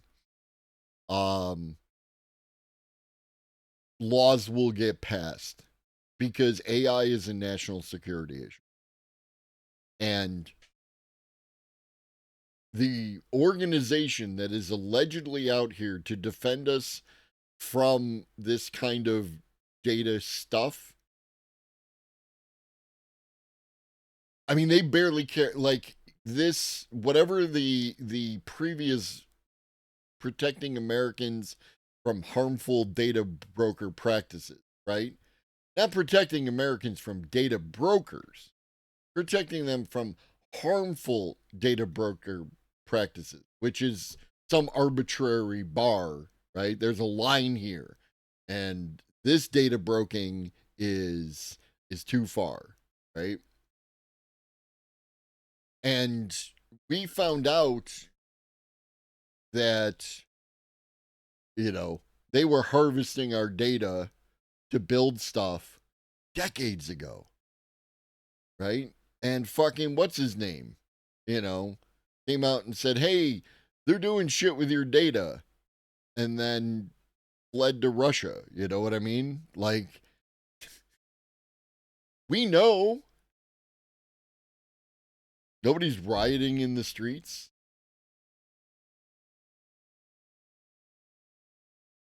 We were all just kind of like, yeah, no, that fucking sucks.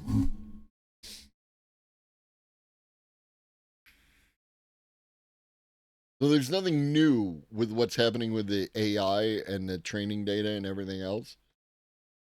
It's just an extension of this behavior that collectively we just said, okay.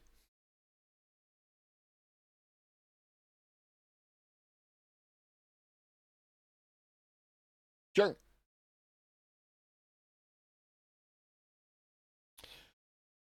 These companies create extensive profiles on nearly every American, including highly sensitive data such as precise location history, political affiliations, and religious beliefs.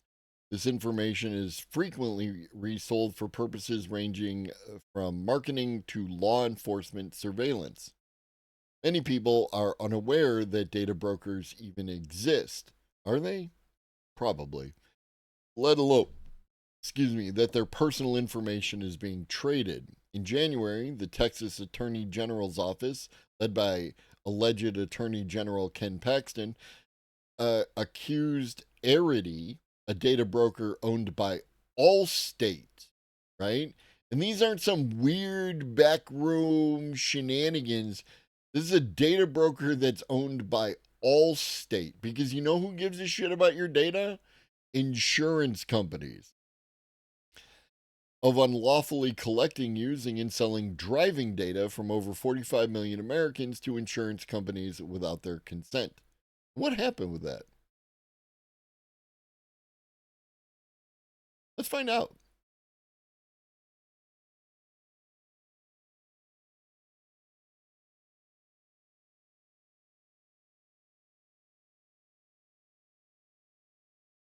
The lawsuit is filed, so we probably have a ways to go. Oh, yeah. Cambridge Analytica, right? How many of you have seen the movie Brexit? Right? Because we do love seeing things in a narrative, right? It makes it less dry. Sorry. Obviously, Brexit is going to get me something else. Movie. With Benedict Cumberbatch from 2019. Right? It's a good movie. It's a really good movie. And it is it lays it all out, right? Now, obviously, there's some, kind of, dramatization, etc., etc. But from what I can tell, based on what I know and then seeing the movie, it's fairly accurate. And at least it gives you the structure, right? Highly recommend that you watch this movie. Because again, it has everything to do with the data. And, you know,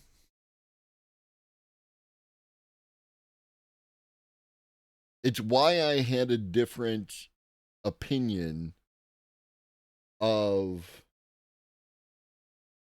the whole Russia thing, right? Because if you actually understand the way the United States political systems work with the Electoral College, and you understand the way that Brexit, the Cambridge Analytica operated within the Brexit framework, and what happened then, on Facebook, um, then you can understand um, the actual process by which you can affect an election.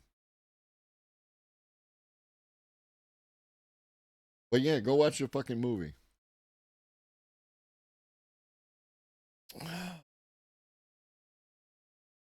Harms from data brokers can be severe, even violent. The Safety Net Project, part of the National Network to End Domestic Violence, warns that people search websites which compile information from data brokers can serve as tools for abusers to track down information about their victims.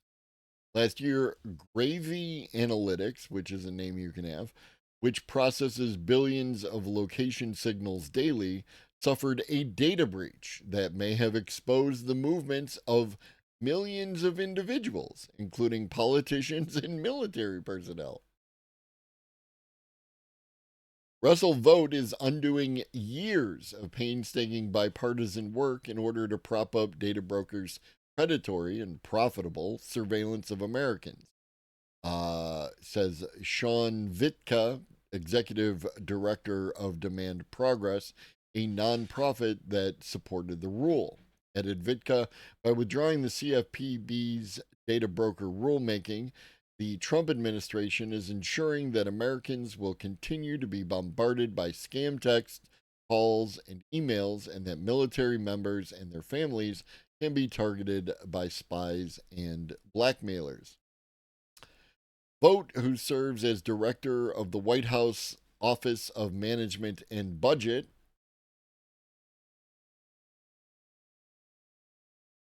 received a letter on Monday from the Financial Technology Association calling for the rule to be withdrawn, claiming the rules exceed the agency's statutory mandate and would be harmful to financial institutions' efforts to detect and prevent fraud. The FTA is a U.S. based trade organization that represents the interests of banks, lenders, payment platforms, and their executives. Privacy advocates have long pressed regulators to use the FCRA to crack down on the data broker industry. Common Defense, a veteran led nonprofit, urged CFPB to take action in November, blaming data brokers for recklessly exposing sensitive information about U.S. service members that place them at substantial risk of being blackmailed, scammed, or targeted by hostile foreign actors. 2023 study cited by the group, funded by the U.S. Military Academy at fucking West Point, concluded that the current data broker ecosystem is a threat to U.S. national security. Which, like, national security is a tool, is a word, is a phrase that you trot out when you want to do something.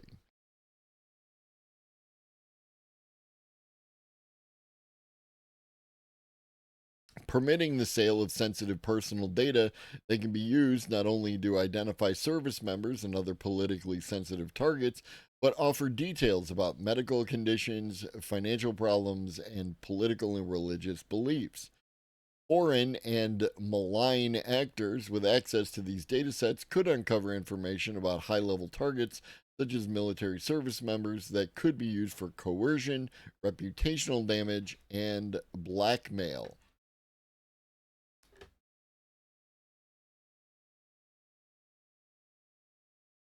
Right? Why would why would China why would China need TikTok to gather Americans' data when they can just buy it. Well, they're a foreign okay. So you set up a shell company that sets up a shell company that sets up a shell company, sets up a shell company that buys it. Hey, come on, bro.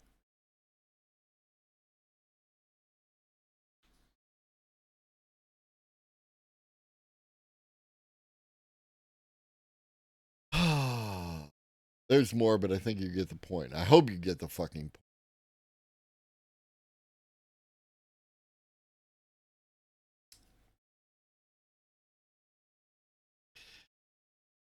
Let's take a look at this. An ex-Google AI ethicist and a UW professor want you to know AI isn't what you think it is. It may seem as if everyone is rushing to adopt AI as quickly as possible, but there are some notable holdouts. In their new book,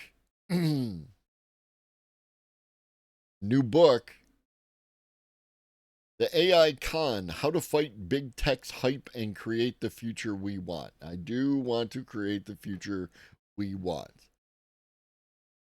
Emily Bender, a linguistics professor at the University of Washington, and Alex Hanna, the research director of Distributed AI Research Institute and a formal Google AI ethicist, argue that AI isn't what it's marketed to be. Bender and Hanna, longtime collaborators and AI critics who co-host the Mystery AI Hype Theater 3000, aim to strip away the hyperbole around AI and reveal why the technology is not as all-powerful as many people believe. They're at times funny and irreverent deconstruction of AI into mathy maths, text extruding machines, or famously, stochastic parrots. Famously. They came up with that all by themselves, in spite of the fact that we have heard that since 22. Provides another way to look at automation technology. For many, the concept of AI harm can be hard to imagine.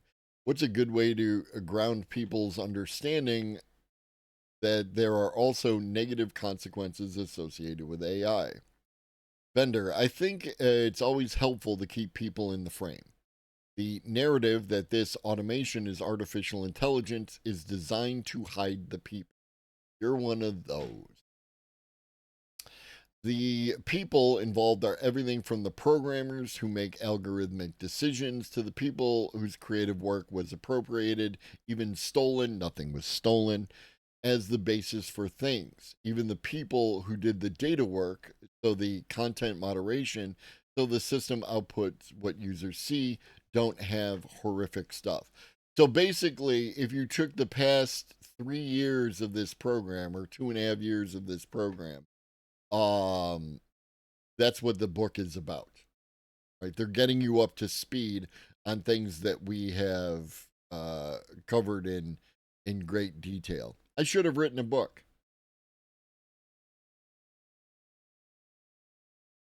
This term AI is not a singular thing, Mrs. Hanna. There's a kind of gloss on many different types of automation, and the thought that there's a tool that's just writing emails upstages that this term is being leveraged. These are systems used in things as broad as incarceration, hiring decisions, to outputting synthetic media. Just like fast fashion and chocolate production, a whole host of people are involved in maintaining this supply chain. That AI generated email or text for this difficult thing I don't want to write, know that there's a whole ecosystem around it that is affecting people labor wise, environmentally, and other guises. Can you steal electronic signals? No. Because theft, stealing, stole implies that you removed the original. The book highlights countless ways that AI is extractive and can make human life worse. There's another word that I would put in place of AI I wonder if they're going to touch on that. Why do you think so many are signing the gospel of AI and embracing such tools? Again, the framing. Bender, it's interesting that you use the phrase singing the gospel. There we go. There we go. There are a lot of people who have drawn connections between talk of artificial general intelligence and Christian eschatology. I think I'm pronouncing that right. This is one of those words that I've never actually heard a human pronounce. Uh,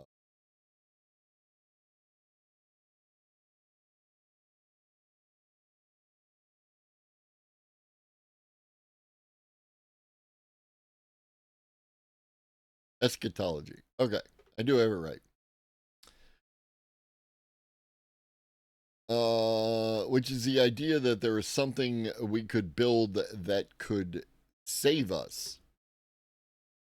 That could save us from everything, from the dread of menial tasks to major problems we're facing, like the climate crisis, to just the experience of not having answers available. Of course, none of that actually plays out. We do not live in a world where every question has an answer. Of course it does. Of course we do. Every question does, in fact, have an answer. So making illegal copies of electronic signals is not stealing? No.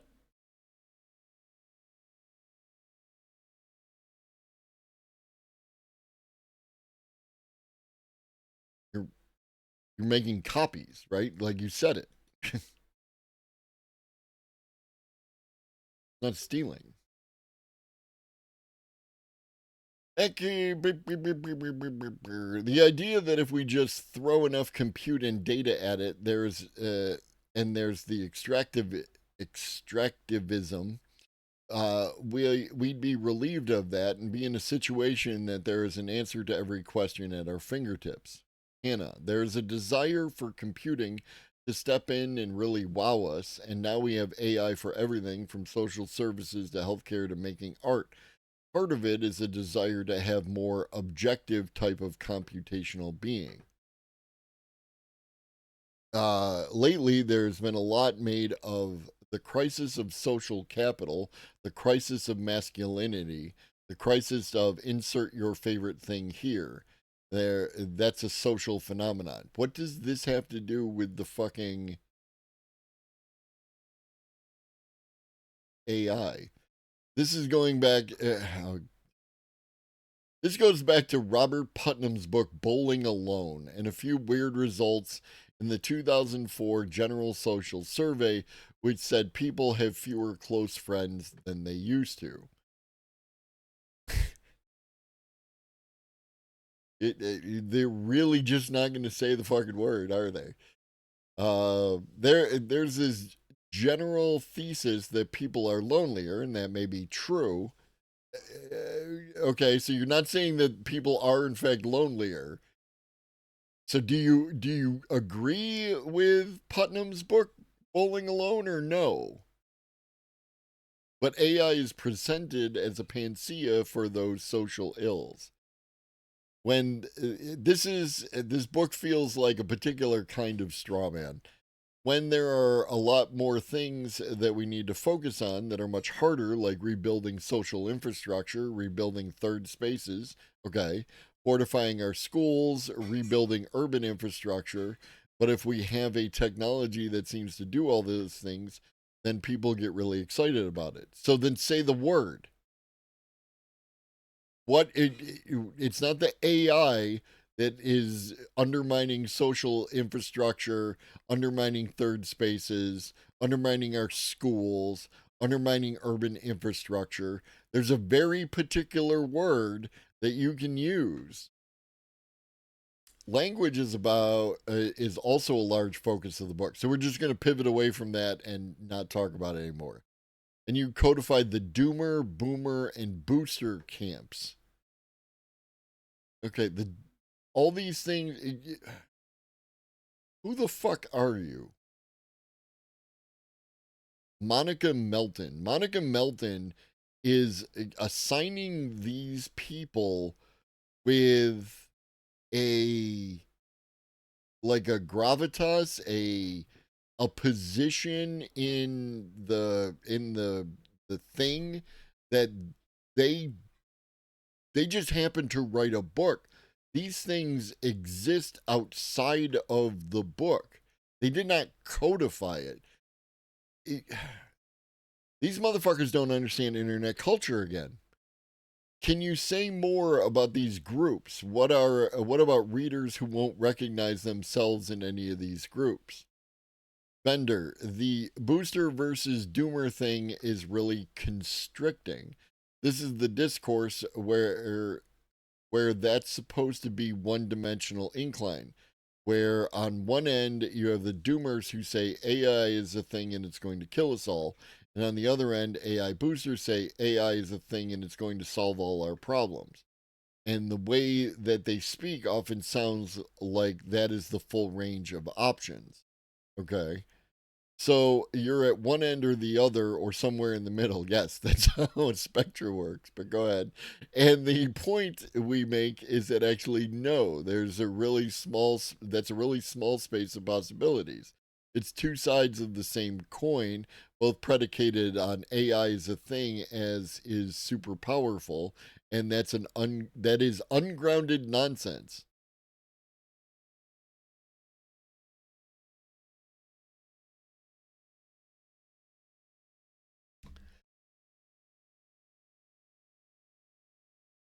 Most of the space of possibilities, including the space that we inhabit, is outside that. Hannah, we hope the book also gives people on that booster and doomer scale a way out of that thinking.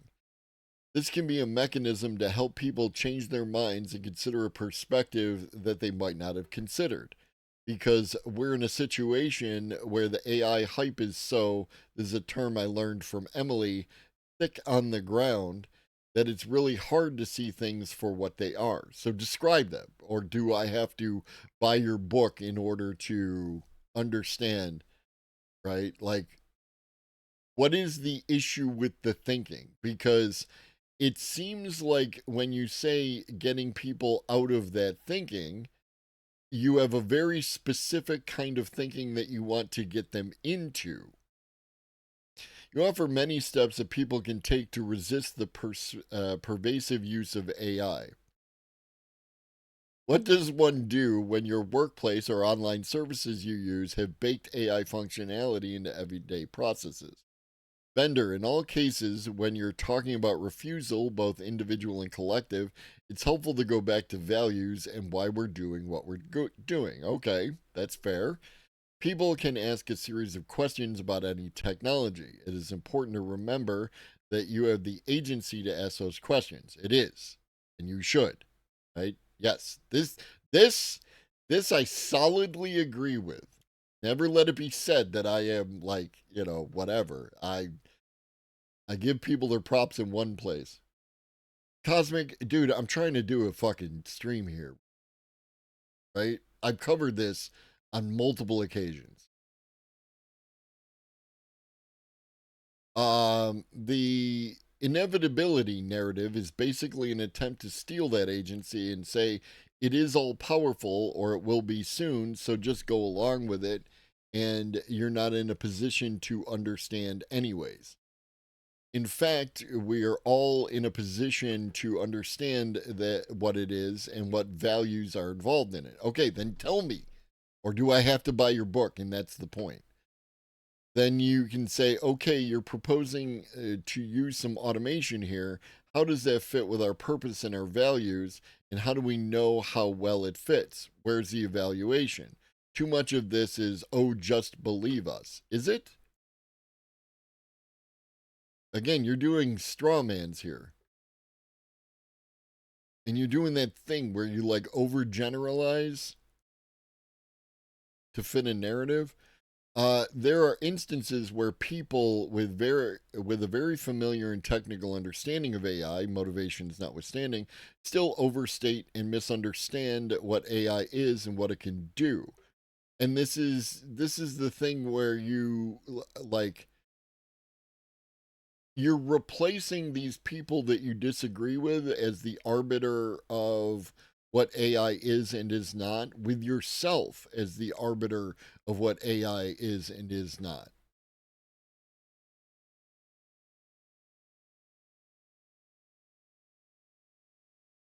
And again, there are instances where people do this thing, right? Like you are taking instances and making them a general trend.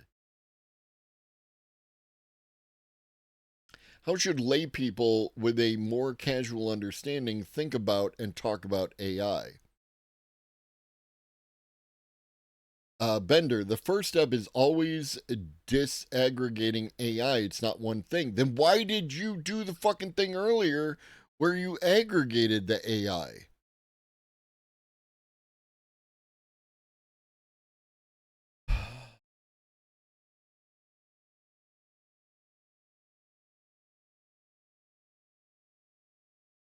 I really should just ramble on randomly, um, and just use buzzwords that certain people want to hear, and then use that to extract wealth from other people. And then I wouldn't actually have to do work anymore. I make an effort to like find different points of data, provide them to people, do a comparative analysis, and then allow you to make your own conclusions based on the same data, right? And you don't apparently have to do that, right? The video we watched the other day where the kid just rambled on in a random series and just touched every so often on AI bad, and it has more likes on their video than on any of mine. Lying is OP.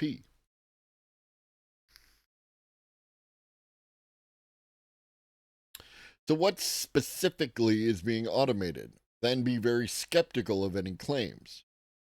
Be healthily skeptical of any claims. Being very skeptical is part of the problem. Healthy skepticism is key, not just all skeptic. Because the people who are selling this are wholeheartedly embracing the magical sound of artificial intelligence and very often being extremely cagey at best about what the system actually does, what the training data was, and how they work. And they're just doing the same thing again. There's a tendency, and it's partially economic, partially just because some people are so deep in the sauce that they're not really going to see the forest for the trees. There you go. This is as close as we're getting to the magic word.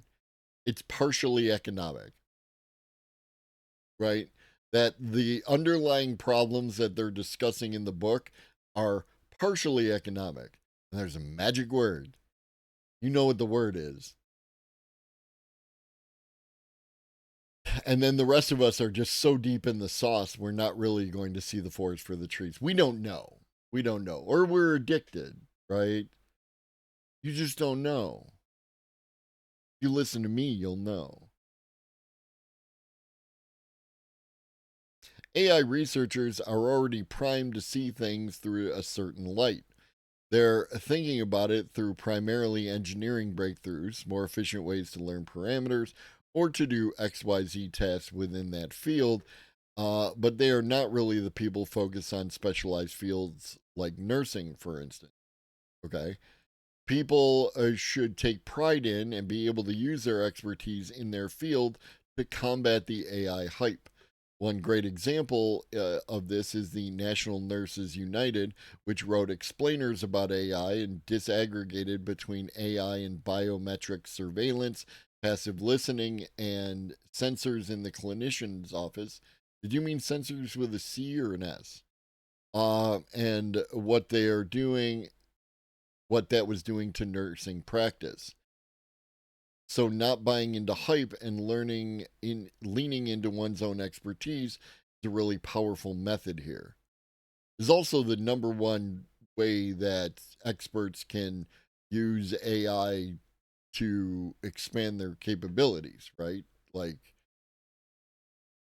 their expertise allows them to, identify any deficiencies, hallucinations, etc., within the outputs of the AI, and then be able to, um, correct for that, right? And then theoretically provide a feedback loop to improve the AI. Uh, in your respective circles, what has been the reaction to the books thus far? Bender, people are excited. Where I sit in linguistics, which is really an important angle in understanding why it is that the synthetic text extruding machines in particular are so compelling. The linguists that I speak to are excited to see our field having this role at the moment, right? And this is a kind of confirmation bias, right? The thing that I say, where I admit my sample size is problematic, right? The linguist that I speak to is my sample size is problematic, right? Echo chamber, confirmation bias, right? Like, and I get it, right? But that's why you have to understand that portion of it.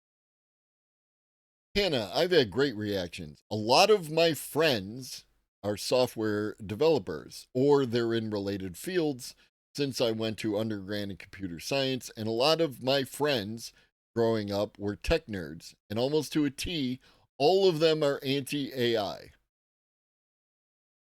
They say, I don't want Copilot. I don't want this stuff writing my code. I'm really sick of the hype around this.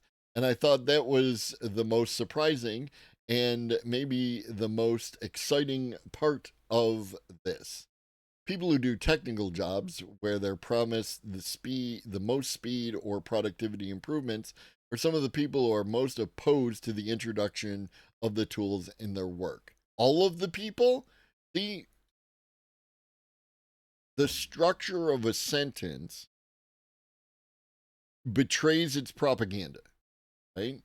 People who do technical jobs are some of the people who are most opposed to the introduction of these tools in their work.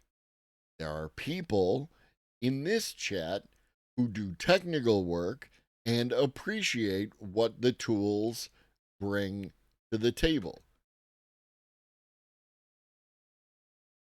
So that's where I'm at. The AI Con by Emily M. Bender and Alex Hanna. Now, I'm being unfair, and I will state that beforehand because I have not read the book. But the AI Con in this case is preying on the anti AI sentiments of people, not educating them, but pre establishing an anti AI stance, leaning into that to make money and sell books.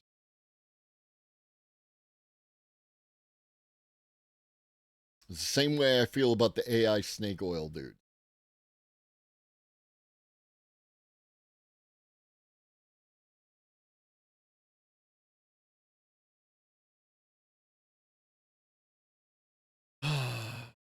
What do we got? 9 minutes? Here's a thing that apparently isn't happening because AI doesn't actually do anything. This is from UC San Diego. This bespoke AI tutor helps students learn. UC San Diego researchers create an AI tutor that is trained on course specific materials and trained never to just give students the answer to problem. That sounds like a great utilization of the tool and a way to, deal with the potential loss of critical thinking skills, however that may actually occur. A team of researchers at the University of California, San Diego developed an AI tutor designed to give students an alternative to off the shelf AI tools so that students not only get help but actually learn course relevant information at the same time. The hope is that students will find this experience more fulfilling than simply relying on large language models like Google Copilot or ChatGPT. The reality is that students will use AI for their assignments. Good. Yes. But those tools do not necessarily facilitate learning. That's a fair assessment. The AI tutor is based on an off the shelf large language model similar to ChatGPT. But it is then trained on materials, notes, podcasts, and more for the specific courses where it is deployed. More importantly, it is trained to never give students the answers to a problem. Instead, the tutor asks questions that lead the student to the right answer and encourages them when they do get it right. For now, the tutor has been available to more than 650 students in computer science and nanoengineering at UC San Diego as part of an ongoing pilot program.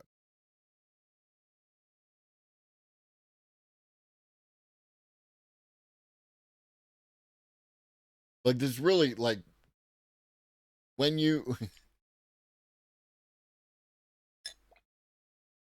when you find a flaw in a system, do you give up and throw your hands up and quit, or do you try to, work with the system to improve it?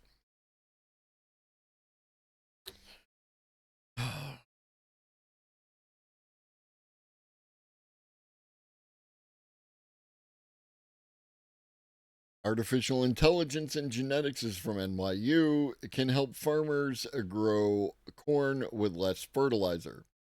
What up, Brad? Well, I've tried nothing and I'm all out of ideas. Fair enough. Trying is hard. I'm helping. New York University scientists are using artificial intelligence to determine which genes collectively govern nitrogen use, efficiency in plants such as corn, with the goal of helping farmers improve their crop yields and minimize the cost of nitrogen fertilizers. By identifying genes of importance to nitrogen utilization, we can select for or even modify certain genes to enhance nitrogen use efficiency in major U.S. crops like corn. In the last 50 years, farmers have been able to grow larger crop yields thanks to major improvements in plant breeding and fertilizers, including how efficiently crops uptake and use nitrogen, the key component of fertilizers. There's three, but okay. Um, Still, most crops only use roughly 55% of the nitrogen and fertilizer that farmers apply to their fields, while the remainder ends up in the surrounding soil. This is a huge problem. Oh, yeah, here we go. When nitrogen seeps into groundwater, it can contaminate drinking water and cause harmful algae blooms in lakes, rivers, and reservoirs and warm ocean waters. And that those algae blooms can kill off local plants and animals within that same water table, um, which is like again is another reason, as far as I'm concerned, for the advent of like that we should be using more vertical farming and enclosed system farming, right? Like if you're using a whether it's hydroponic or some other form of farming, but it's in a closed system, the nitrogen can't escape into the groundwater, can't escape into the soil. It stays within the system and it gets recycled, right? Um, Thus, also lowering the amount of nitrogen that you need over time, the amount of fertilizer you need over time, et cetera, et cetera. And you can make adjustments on the fly. So, like, there are there are solutions for all this. We did not get into all of this, which was related to the thing that people tell us isn't happening of jobs being lost or laid off or not being hired for. So I guess we'll save that for Monday. We did a lot today. I took a drive today. Got 3 minutes. We want to. I don't want to speed run it. Is the thing. You know what I mean? I don't want to speed run the importance of,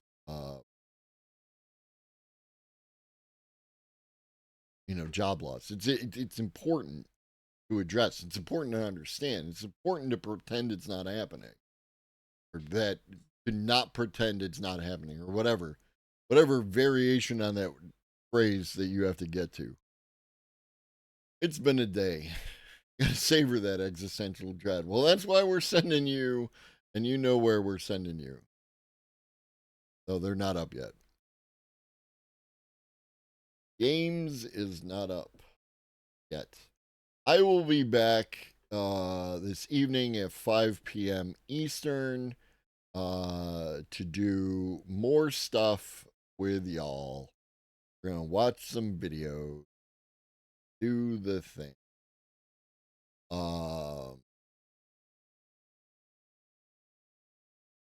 Be back Monday morning with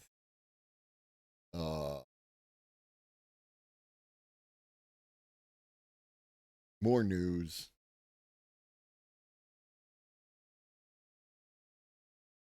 Working on a couple conversations with people. It's a process. Especially, I love y'all, but y'all really do have the ADD, the ADHD, and the ABCD. It's like trying to arrange conversations with other streamers is it's hurting cats, right? It's absolutely hurting cats. And fuck, Doom: The Dark Ages just dropped. They're super distracted, and the Oblivion updates, or whatever the hell it's called, they're psyched about that. So it's always a challenge, right? James was talking about being a streamer, and I was like, ADHD isn't required, but it doesn't hurt. It has some advantages to it. Especially I think a lot of people who are into streaming as like an entertainment source also, have a collection of letters, and within that, it's like there's some identification, and like a person with some neurospiciness can follow a person with neurospiciness because they're speaking the same language, kind of vibe. You know what I mean? I say this as someone who has some kind of neurospiciness, because I definitely identify with the autistic drink set, I guess, where you have like different different drinks, or the ADHD drink set. I don't know. Go play with James. I'll see you later. And in the meantime, drink your water, eat some food, take your meds if you've forgotten. Always remember that Shuggy loves you. What up, Textillian? Be great.